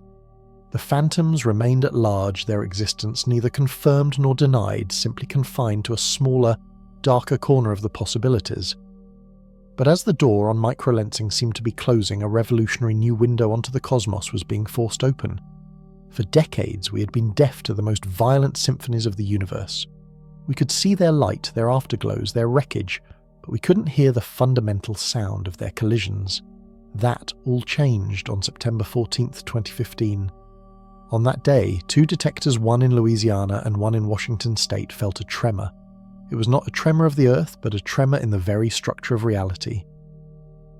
For the first time, the Laser Interferometer Gravitational Wave Observatory, or LIGO, had detected gravitational waves, ripples in space-time itself, unleashed by the cataclysmic merger of 2 stellar mass black holes over 1 billion light-years away. It was a discovery that would win the Nobel Prize and give humanity a completely new sense with which to perceive the universe. And for those hunting the relics of the Big Bang, it was a game-changer. Suddenly, we had a way to listen for the whispers of primordial black holes colliding in the dark. A gravitational wave signal from 2 merging black holes is an astonishingly precise thing. It's a chirp, a sound wave that sweeps upwards in frequency and amplitude as the 2 behemoths spiral closer and closer, faster and faster, until they finally fuse into one ringing space-time like a cosmic bell. The exact shape of that chirp tells you everything: the masses of the 2 black holes, how fast they were spinning, even their orientation in space. This is where the hunt for PBHs gets incredibly interesting. If 2 black holes born from the collapse of giant stars merge, their spins are likely to be chaotic, misaligned from their orbit, a messy remnant of their violent birth. But if 2 primordial black holes born from the dense soup of the early universe were to find each other billions of years later, they would likely have very low or even zero spin. Their merger would produce a cleaner, simpler chirp. Furthermore, stellar black holes have a lower mass limit. You simply can't form one from a star that is less than a few times the mass of our Sun. Primordial black holes, however, have no such restriction. They could be lighter than our Sun, if LIGO were to detect a merger of 2 black holes each less than 1. For solar masses, the so-called Chandrasekhar limit, it would be almost impossible to explain through standard stellar evolution. It would be a smoking gun for a primordial origin. With every new detection, run LIGO and its European partner Virgo have been building a census of black hole mergers. They have found dozens a population of cosmic leviathans we never knew existed in such numbers. And within that growing catalogue there are tantalizing hints. Some mergers involve black holes with unusually low spins. Others fall into a mass gap where stellar-born black holes are not expected to exist. And then there was the event GW19 F221, a merger that produced a final black hole of about 142 solar masses, placing it firmly in a forbidden range for stellar evolution, a class known as intermediate mass black holes. Could this be the result of a hierarchical merger, where smaller PBHs merged over cosmic time to build up to this size? The data is provocative, suggestive. But it is not yet conclusive. A merger of 2 primordial black holes would also lack a key feature present in other cosmic collisions. If a neutron star merges with a black hole, the star is torn apart before being swallowed, a process called tidal disruption that can unleash a brilliant flash of light across the electromagnetic spectrum. But a primordial black hole merger, 2 pure, featureless points of gravity, would be utterly dark. No light, no gas, no fireworks. Just a pure, unadulterated tremor in space-time. The challenge then is to accumulate enough of these gravitational wave events to build up a statistical case to separate the truly strange signals from the already bizarre behavior of stellar-born black holes. We are listening intently to the gravitational symphony, hoping to discern a new instrument playing a tune composed at the dawn of time. While microlensing and gravitational waves probe our local universe, other methods allow us to cast our gaze back much, much further to the very edge of cosmic history. We can scrutinize the universe's baby picture, the cosmic microwave background, or CMB. This is the faint residual glow of the Big Bang, an almost perfectly uniform sea of radiation that fills all of space. It's a snapshot of the universe when it was just 380,000 years old, a pristine photograph of the cosmos in its infancy. Almost perfect, but not quite. The tiny temperature fluctuations in the CMB are the seeds from which all galaxies, stars and planets would eventually grow. It's near perfection, is one of the strongest pillars of modern cosmology, and that very perfection allows us to use it as a sensitive tool to hunt for primordial black holes. If a significant population of PBHs existed in that fiery early epoch, they would not have been entirely passive. Their immense gravity would draw in the surrounding hot gas and radiation. This process of accretion would have released enormous amounts of energy, injecting heat and light back into the primordial plasma. Think of it like dropping hot stones into a perfectly still cool pond. The heat from the stones would disturb the water's uniform temperature, creating ripples and warm spots. In the same way, energy injected by accreting primordial black holes would have distorted the perfect blackbody spectrum of the CMB. It would have subtly altered the delicate pattern of its temperature fluctuations. In the 1990s, the COBE satellite gave us our first coarse map of this background radiation, followed by the much sharper views from WMAP and ultimately the breathtaking precision of the European Space Agency's Planck satellite. Planck mapped the CMB with such exquisite sensitivity that it could detect temperature variations of just a few millionths of a degree. Scientists could then take these incredibly precise maps and ask, is there any evidence of this extra energy injection? Are there any distortions that cannot be explained by standard cosmic evolution? They could run models of the early universe, seed them with different populations of PBHs of varying masses and abundances, and see what effect they would have on the final CMB we observe today. The results from Planck delivered a powerful blow to many primordial black hole theories. The CMB was to an astonishing degree perfect. Its spectrum and temperature anisotropies matched the predictions of the standard cosmological model with almost unnerving accuracy. There was simply no room for any significant energy injection from a large population of accreting PBHs. These measurements place some of the most stringent constraints yet on their abundance, especially for those in a wide mass range from about the mass of the Earth up to thousands of solar masses. It essentially drew a line in the sand. Primordial black holes in this range could not by themselves constitute the entirety of dark matter. The window of possibility once again shrank dramatically. It didn't rule them out entirely, of course. Perhaps they existed in numbers too small to leave a discernible trace. Or maybe they existed at masses outside the range to which the CMB is most sensitive, either very small or stupendously large. The pristine nature of the universe's first light had become a formidable barrier, a silent testament against the existence of a vast hidden population of cosmic fossils. The search was forced to move to even more extreme arenas. For the very smallest primordial black holes, those with the mass of a mountain or an asteroid, we hunt not for their gravity, but for their death. This brings us to one of the most exotic and mind-bending ideas in all of physics, Hawking radiation. In the 1970s, Stephen Hawking stunned the world by showing that black holes are not truly black. Due to bizarre quantum effects near the event horizon, they should leak a faint trickle of particles and radiation into space, causing them to slowly inexorably evaporate over immense timescales. This process is fantastically slow for a stellar mass black hole. One would take trillions upon trillions of times the current age of the universe to disappear. But the rate of evaporation is inversely proportional to the black hole's mass. The smaller the black hole, the hotter it is and the faster it evaporates. A primordial black hole with the mass of a large mountain, about 1 billion tons, would have a lifetime roughly equal to the age of the universe. This means that any PBHs of this mass forged in the first second of the Big Bang would be reaching the final explosive moments of their lives right now. As such, a black hole evaporates, it shrinks, getting hotter, and radiating away energy more and more furiously.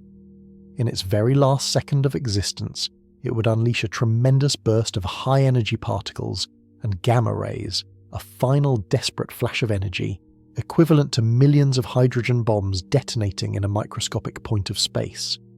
This is the signature we can hunt for. We can use gamma-ray telescopes like the Fermi Gamma-Ray Space Telescope to scan the skies for these isolated, unexplained bursts of high-energy photons coming from a point in space with no obvious source like a supernova or a colliding neutron star. A detection would be unambiguous proof of both Hawking radiation and the existence of primordial black holes. It would be one of the greatest discoveries in the history of science. For decades we have been searching for these death cries, and for decades we have been met with silence. The Fermi telescope and other experiments have placed incredibly tight limits on the number of these evaporating black holes. The extragalactic gamma-ray background, a faint glow of high-energy light coming from all directions, also serves as a powerful constraint. If too many PBHs were evaporating throughout cosmic history, their combined death screams would make this background glow far brighter than what we observe. This consistent lack of detection has all but ruled out primordial black holes in this very low mass range as a major component of the universe. The web of constraints tightens ever further. We've looked for their gravitational influence on starlight and found little.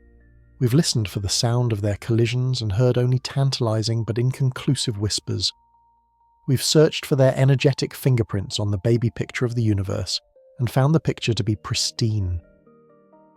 We've listened for their dying screams and have been answered only by the vast, quiet darkness. Each new experiment, each null result has chiseled away at the realm of possibility, corralling these elusive phantoms into ever narrower corridors of mass and abundance. It paints a picture not of failure, but of science working at its best, the relentless systematic interrogation of nature. The hunt has become a process of elimination, a grand cosmic Sudoku, where every constraint filled in gets us closer to the final solution. The question is no longer just, where are they, but where can they be? And as the observational walls close and theorists are being forced into stranger, more creative territory, proposing new formation mechanisms and new signatures that might just have slipped through our formidable net. For what if the most profound clues were not to be found by looking out but by looking within? What if these relics of creation were not just passing through our world, but were on the rare occasion captured by it? And so, the great cosmic dragnet woven from the light of distant stars, the faint heat of the universe's afterglow and the complex dance of galaxies has been pulled through the vast ocean of possibility. For decades we have searched for these ghosts from the dawn of time, and in one mass range after another the net has come up empty. The constraints have tightened, squeezing the primordial black hole hypothesis from a broad sweeping speculation into a fugitive cornered theory. The walls, it seems, are closing in, but this is not a story of failure. It is a story of refinement. The hunt has become more precise, more focused, more thrilling. Because in the shrinking territory left for these ancient relics, we find not just lingering possibilities, but profound solutions to some of the most stubborn paradoxes in cosmology. The very act of eliminating where they are not has illuminated with stunning clarity where they must be if they exist at all. We're no longer looking for a needle in a haystack. We're now examining a few specific strands of hay that glow with a strange, unaccountable light. These are the windows of survival. The first and perhaps most tantalizing of these windows opens onto a population of objects so humble in scale yet so vast in number that they could form the very bedrock of the cosmos. Imagine a black hole no larger than a mountain, or even a city block with the mass of a large asteroid. Objects in this range, from about 100 trillion tons up to the mass of our own moon, have masterfully evaded our gaze. They are too small to trigger the powerful gravitational lensing events that our surveys are tuned to detect from star-sized objects. A brief flicker from a background star as one passes by would be too faint, too ephemeral for our current telescopes to reliably capture. They are in essence gravitationally invisible at vast distances. Simultaneously, they are just massive enough to have resisted the ultimate fate of their even smaller brethren, complete evaporation. Hawking radiation, that slow quantum sizzle that bleeds a black hole's energy away, would take quadrillions of years to dissolve an object of this scale. They are for all practical purposes permanent fixtures of the universe, as stable as the protons in your own body. So here we have a perfect cosmic culprit, a population of primordial wanderers born in the first second of time, too small to be seen yet too large to have faded away. They would not emit light nor absorb it nor interact with our world in any way except for their collective overwhelming gravity. Could this be it? Could the dark matter we've sought for nearly a century be nothing more than a silent, unseen blizzard of mountain-sized black holes drifting through the void between the stars, outnumbering all the atoms in all the galaxies combined? It's an idea of staggering elegance. It requires no new particles, no new forces, no exotic physics beyond what we already know and understand. It simply requires that the infant universe was a far more violent, chaotic place than we have previously dared to imagine, a crucible that forged not only the seeds of light, but a parallel unseen creation of pure gravity. These asteroid mass relics would form the immense invisible halos we observe around galaxies, their gravitational grip the silent architect of the cosmic web. They are the perfect cosmic ghosts, their presence felt everywhere, their forms seen nowhere. But another window remains open in a completely different part of the mass spectrum, and peering through it reveals a suspect that would be, if found, even more definitive. This is the sub-solar window, black holes with masses less than our own Sun but significantly larger than an asteroid, say the mass of Jupiter, or even 20 Jupiters. Here the argument for their primordial origin becomes ironclad. Astrophysics as we understand it simply cannot make black holes this small. The modern universe manufactures its black holes from the death of giants. A star must be immense, at least 20 or 30 times the mass of our Sun, for its core to collapse under its own weight, with such force that it punches through the fabric of space-time itself. The process has a minimum threshold. A star the size of our Sun or smaller will never become a black hole. It will live out its life and fade into a gentle cooling ember, a white dwarf. Nature today has no mechanism for creating a black hole with the mass of a planet. Therefore, if we were ever to detect such an object, its origin would be unmistakable. It could not be the child of a dead star. It would have to be something else, something ancient, a true relic. And unlike the asteroid mass phantoms, these subsolar black holes are not entirely beyond our reach. They are massive enough that when two of them spiral together in a final catastrophic embrace, they would send a shockwave through the cosmos, a pulse of gravitational waves. Our existing detectors, LIGO, Virgo and Kagra, are gravitational observatories tuned to precisely this kind of event. Every chirp they detect is the sound of a cosmic collision, a sound that tells us the masses of the objects that merged. To date, they have heard the songs of merging stellar mass black holes, each one dozens of times the mass of our Sun, consistent with stellar death. But they are listening, and if one day they hear a different song, a higher-pitched chirp from the merger of two objects far lighter than any known star could produce, the debate would be over. It would be the first direct incontrovertible evidence of a creature from the Big Bang, a primordial fossil, speaking to us across 13.8 billion years. These windows offer a breathtaking solution to the puzzle of dark matter. But the evidence for primordial black holes doesn't stop there. It extends to a completely different cosmic enigma, one that concerns not the unseen scaffolding of the universe, but the brilliant monstrous hearts of the galaxies themselves. We now know that at the centre of nearly every large galaxy, including our own Milky Way, lurks a supermassive black hole, a gravitational singularity millions or even billions of times the mass of our Sun. These are the engines of cosmic evolution, the gravitational anchors around which entire galactic systems pivot, and their existence presents us with a profound paradox of time. When we use our most powerful telescopes to look deep into space, we're also looking back into the past. And in the faint light from the universe's infancy, we see things that should not exist. We see quasars, galactic cores blazing with the light of 1 trillion stars, powered by black holes already 1 billion times the mass of our Sun. And we see them when the universe was less than 1 billion years old. This is an impossible timeline. How do you grow a monster that big, that fast? The standard model tells us that black holes grow by feeding on gas dust and stars, and by merging with other black holes. But there is a physical limit to how fast a black hole can eat. It's a process that takes time, immense spans of cosmic time. Starting from a single star-sized black hole, even if you provide it with an endless buffet of material, it simply is not possible to grow it to 1 billion solar masses in the short time available in the early universe. It's like trying to build a skyscraper in a single afternoon using only one worker. The math just doesn't add up. For decades, this has been one of astrophysics' most urgent problems. The universe we observe does not match the universe our models can create. There is a missing ingredient, a cheat code, a head start.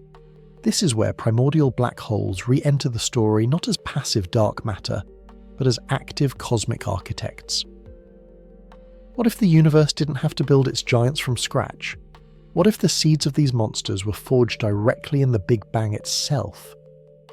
Imagine primordial black holes, not with the mass of asteroids, but with the mass of 1,000 suns or 10,000. These intermediate mass black holes born from the same cosmic violence that might have created their smaller cousins would be gravitational anomalies. They would have formed in an era before the first stars had even ignited.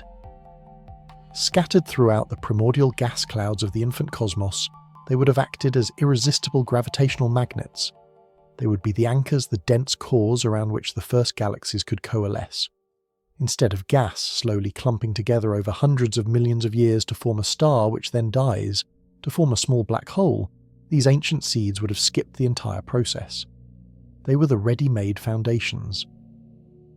The first galaxies didn't have to build a central black hole, they were born around one. This single, elegant idea solves the timeline problem instantly. Our supermassive black holes didn't grow impossibly fast. They just had a tremendous head start. They were not just remnants of the Big Bang, they were its heirs, the gravitational royalty around which the lesser matter of the universe would bend the knee, organizing themselves into the first great cosmic empires.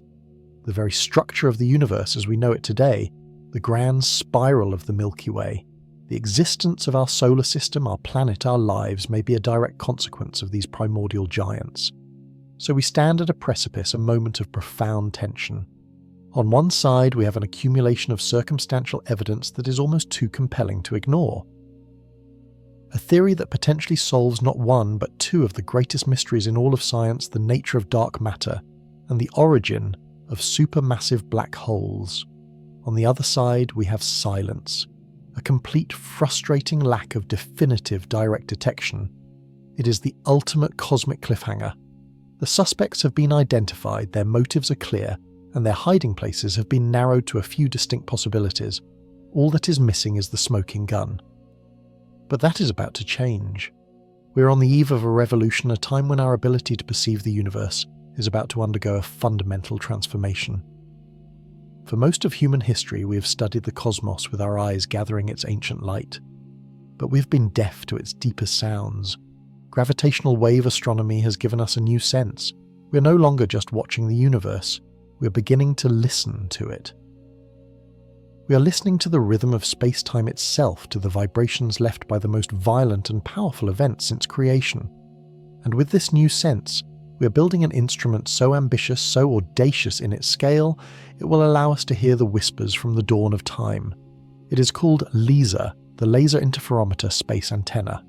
It is not a telescope on Earth, but a celestial instrument of cosmic proportions. 3 separate spacecraft flying in a perfect triangular formation trailing the Earth in its orbit around the Sun. Each spacecraft is separated from the others by 2.5 million kilometers. They will be linked by laser beams measuring their separation with a precision so exquisite it can detect a change smaller than the width of a single atom. This immense triangle is not just a machine, it is a web.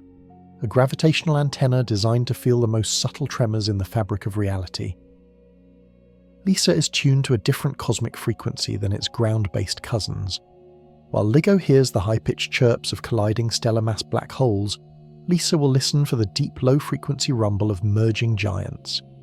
If intermediate mass primordial black holes, the seeds of galaxies, truly exist, LISA will hear them. When 2 of these 1,000 solar mass relics spiral into one another, their gravitational siren song will be precisely in the frequency band LISA is designed to detect. It will not be a fleeting chirp, but a powerful, unmistakable signal, one we could track for weeks, months, or even years as the 2 objects draw closer to their final cataclysmic union. The detection of even one such event would be transformative, providing the first direct proof that these ancient seeds are real. But LISA's quest goes even deeper. It will listen for something even more profound, the stochastic background. A persistent quiet hum of gravitational waves coming from all directions at once. This would be the echo of the universe's most chaotic moment.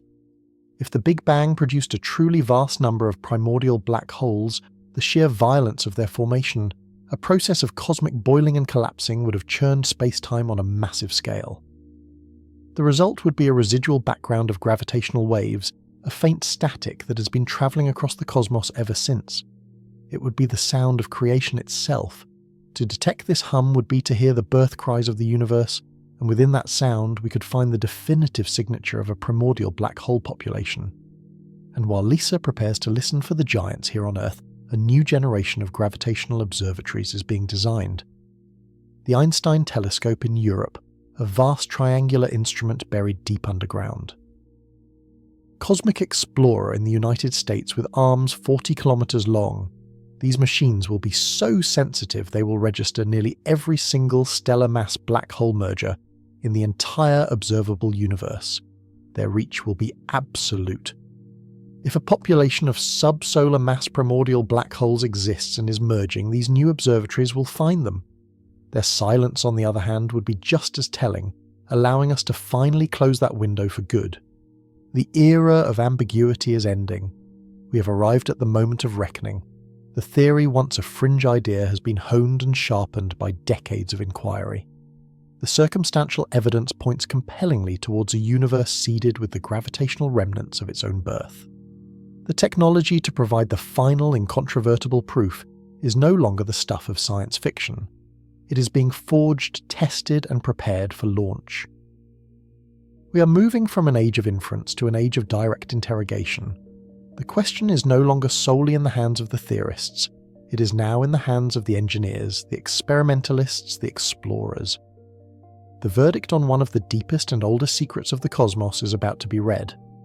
And when it is our entire understanding of the universe's architecture from the invisible matter that holds it together to the brilliant galaxies that light it up may be fundamentally and forever transformed, the silence is about to be broken. And so with these extraordinary blueprints for our future eyes and ears, our cosmic detective story approaches its climax. We stand on the precipice of a new era of perception, preparing to listen for the faintest whispers from the dawn of time itself. Our journey together has taken us from the chalkboards of Cambridge, where the audacious ideas of Hawking and Carr first took flight, to the sterile cleanrooms, where the world's most sensitive instruments are born. We have sifted through the afterglow of creation, the cosmic microwave background for the subtlest of shadows. We have listened to the symphony of space-time played by colliding stellar giants, hoping to catch an unexpected note, a primordial accent in that gravitational chorus. We have stared into the darkness between the stars, searching for the flicker of a microlensing event, a fleeting distortion caused by an invisible wanderer passing silently in the night. The quest for primordial black holes has been a magnificent and at times profoundly frustrating exercise in chasing ghosts. For decades, they were little more than a beautiful theoretical construct, an elegant but unproven footnote in the grand saga of the Big Bang. They existed in the tangled equations of general relativity and the speculative daydreams of cosmologists, but nowhere, it seemed, in the tangible universe we could observe. The evidence remained stubbornly elusive, a series of tantalizing hints and frustrating dead ends. The search was a process of elimination, a slow carving away of possibilities, defining these ancient objects more by where they were, not than by where they were. They could not be too small, or their explosive deaths would have scarred the cosmos with gamma rays. They could not be too large or too numerous, or their gravitational influence would have warped the paths of stars in ways we simply do not see. Yet with every constraint we placed upon them, with every observational window we closed, the mystery only deepened. The ghost became more defined. We were no longer hunting for a vague notion, but for a very specific kind of quarry, lurking within specific mass ranges, their potential signatures calculated with increasing precision. What began as a whisper in the lecture halls has now become a thunderous unifying question at the forefront of astrophysics.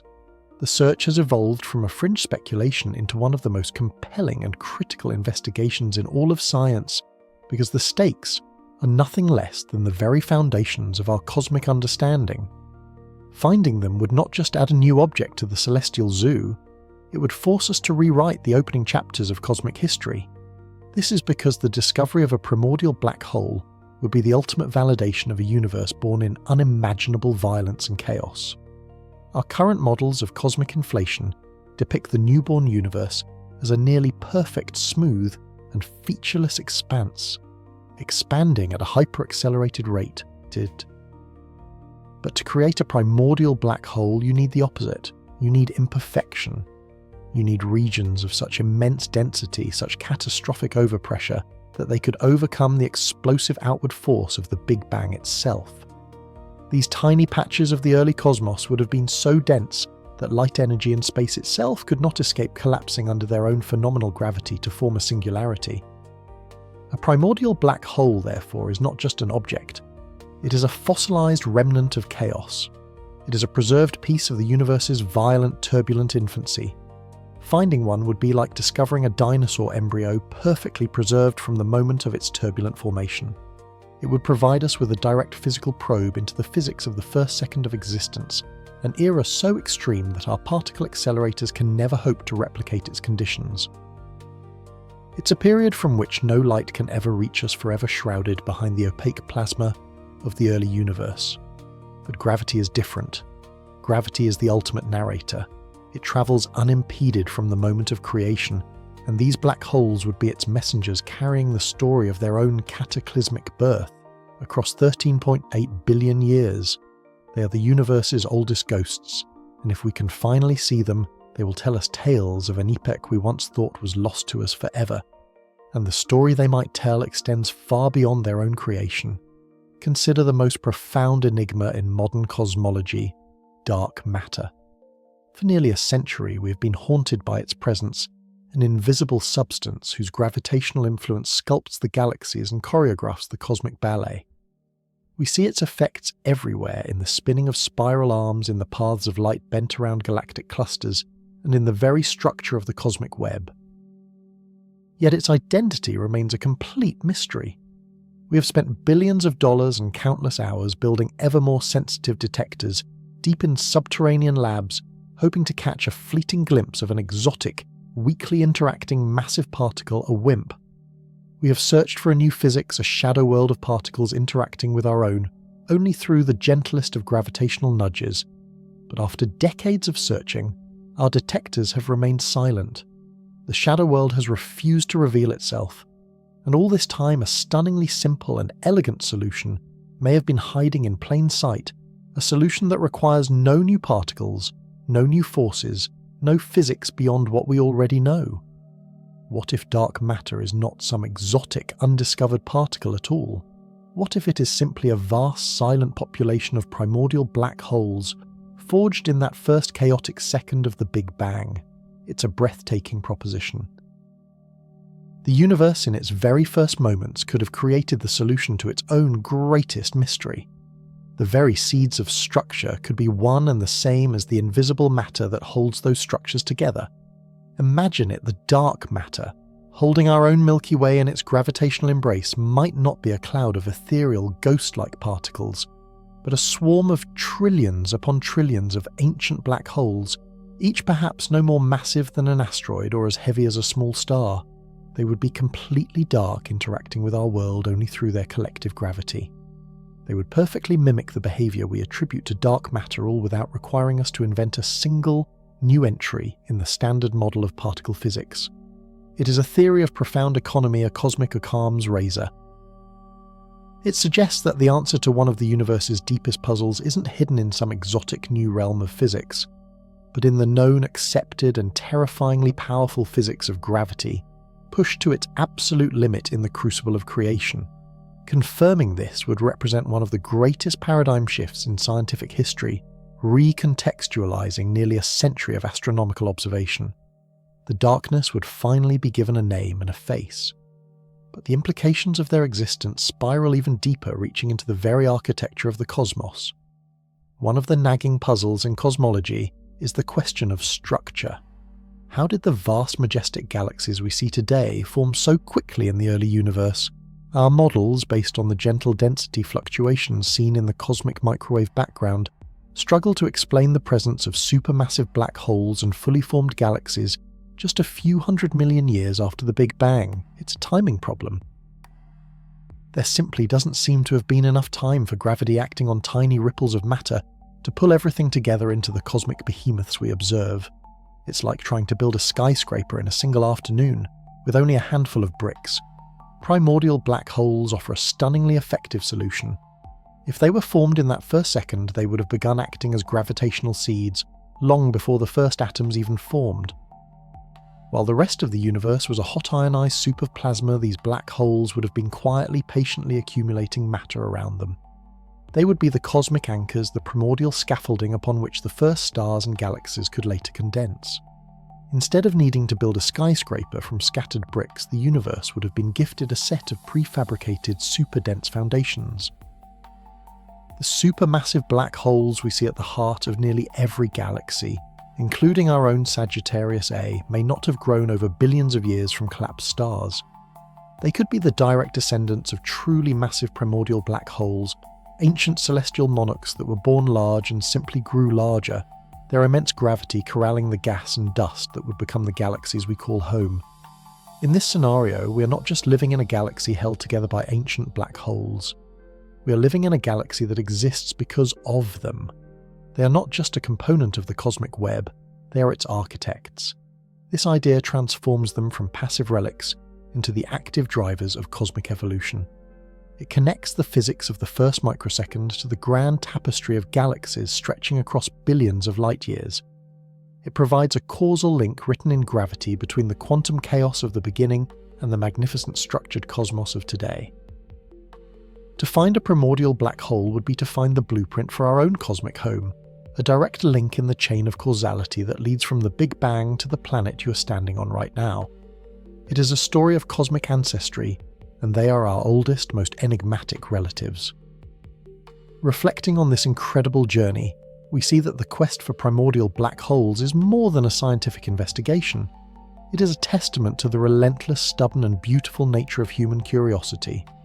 It encapsulates the very essence of the scientific method, the formulation of a bold hypothesis, the decades-long struggle against the limits of technology, the patient gathering of null results, and the unwavering belief that with enough ingenuity, nature's deepest secrets can be unlocked.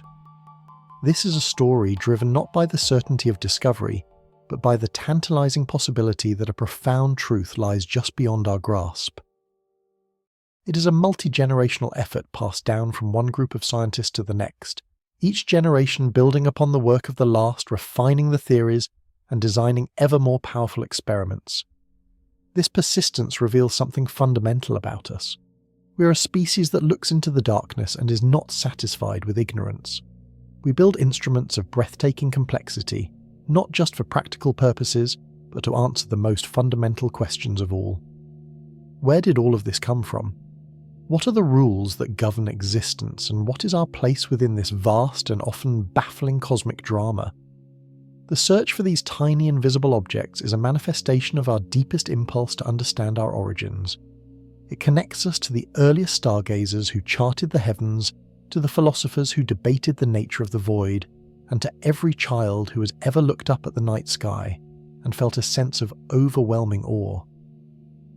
We search for them because we must, because to be human is to be a seeker of knowledge, to push against the boundaries of the unknown, and to try and read the story that the universe has written for us. And so we look to the horizon, to a future that promises to be more revelatory than any time in human history. We are on the verge of deploying a new generation of cosmic observatories that will perceive the universe in ways that were once the stuff of science fiction. The Laser Interferometer Space Antenna LISA will unfurl its millions of kilometers of laser arms in the silent vacuum of space, listening for the slow, gentle gravitational murmurs of merging primordial black holes, a frequency utterly inaudible to our ground-based detectors. The Einstein Telescope and Cosmic Explorer will create a global network of subterranean gravitational observatories, an order of magnitude more sensitive than anything that has come before, capable of detecting the faintest space-time tremors from the edge of the observable universe. The Nancy Grace Roman Space Telescope, with its panoramic eye, will conduct the largest ever survey for microlensing events, potentially spotting thousands of these dark wanderers as they drift through our galaxy. These are not just telescopes. They are time machines. They are our proxies, our extended senses designed to reach across the unfathomable abyss of cosmic history and deliver a message from the beginning. One day, perhaps soon, an alert will flash across computer screens around the world. An algorithm will flag a signal, a unique gravitational wave chirp, or a peculiar pattern of lensing that bears the unmistakable signature of a primordial black hole merger. In that moment, everything will change. The ghost will become real. The speculation will become fact. Humanity will for the first time hold in its hands a tangible piece of the universe from before the first star ever ignited, before the first galaxy took shape, from the very first fiery moments of existence itself. That discovery will not be an end but a beginning. It will open up an entirely new field of science, primordial cosmology. We will be able to study the mass distribution of these objects, which in turn will tell us about the precise conditions of the Big Bang, mapping the landscape of the early universe with unprecedented clarity. They will become our ultimate tool for understanding the birth of space-time, a Rosetta Stone for deciphering the language of creation. They are the missing link in our cosmic story, the keepers of the universe's oldest secrets. The quest continues, fueled by the conviction that hidden within the deepest darkness are the most profound revelations.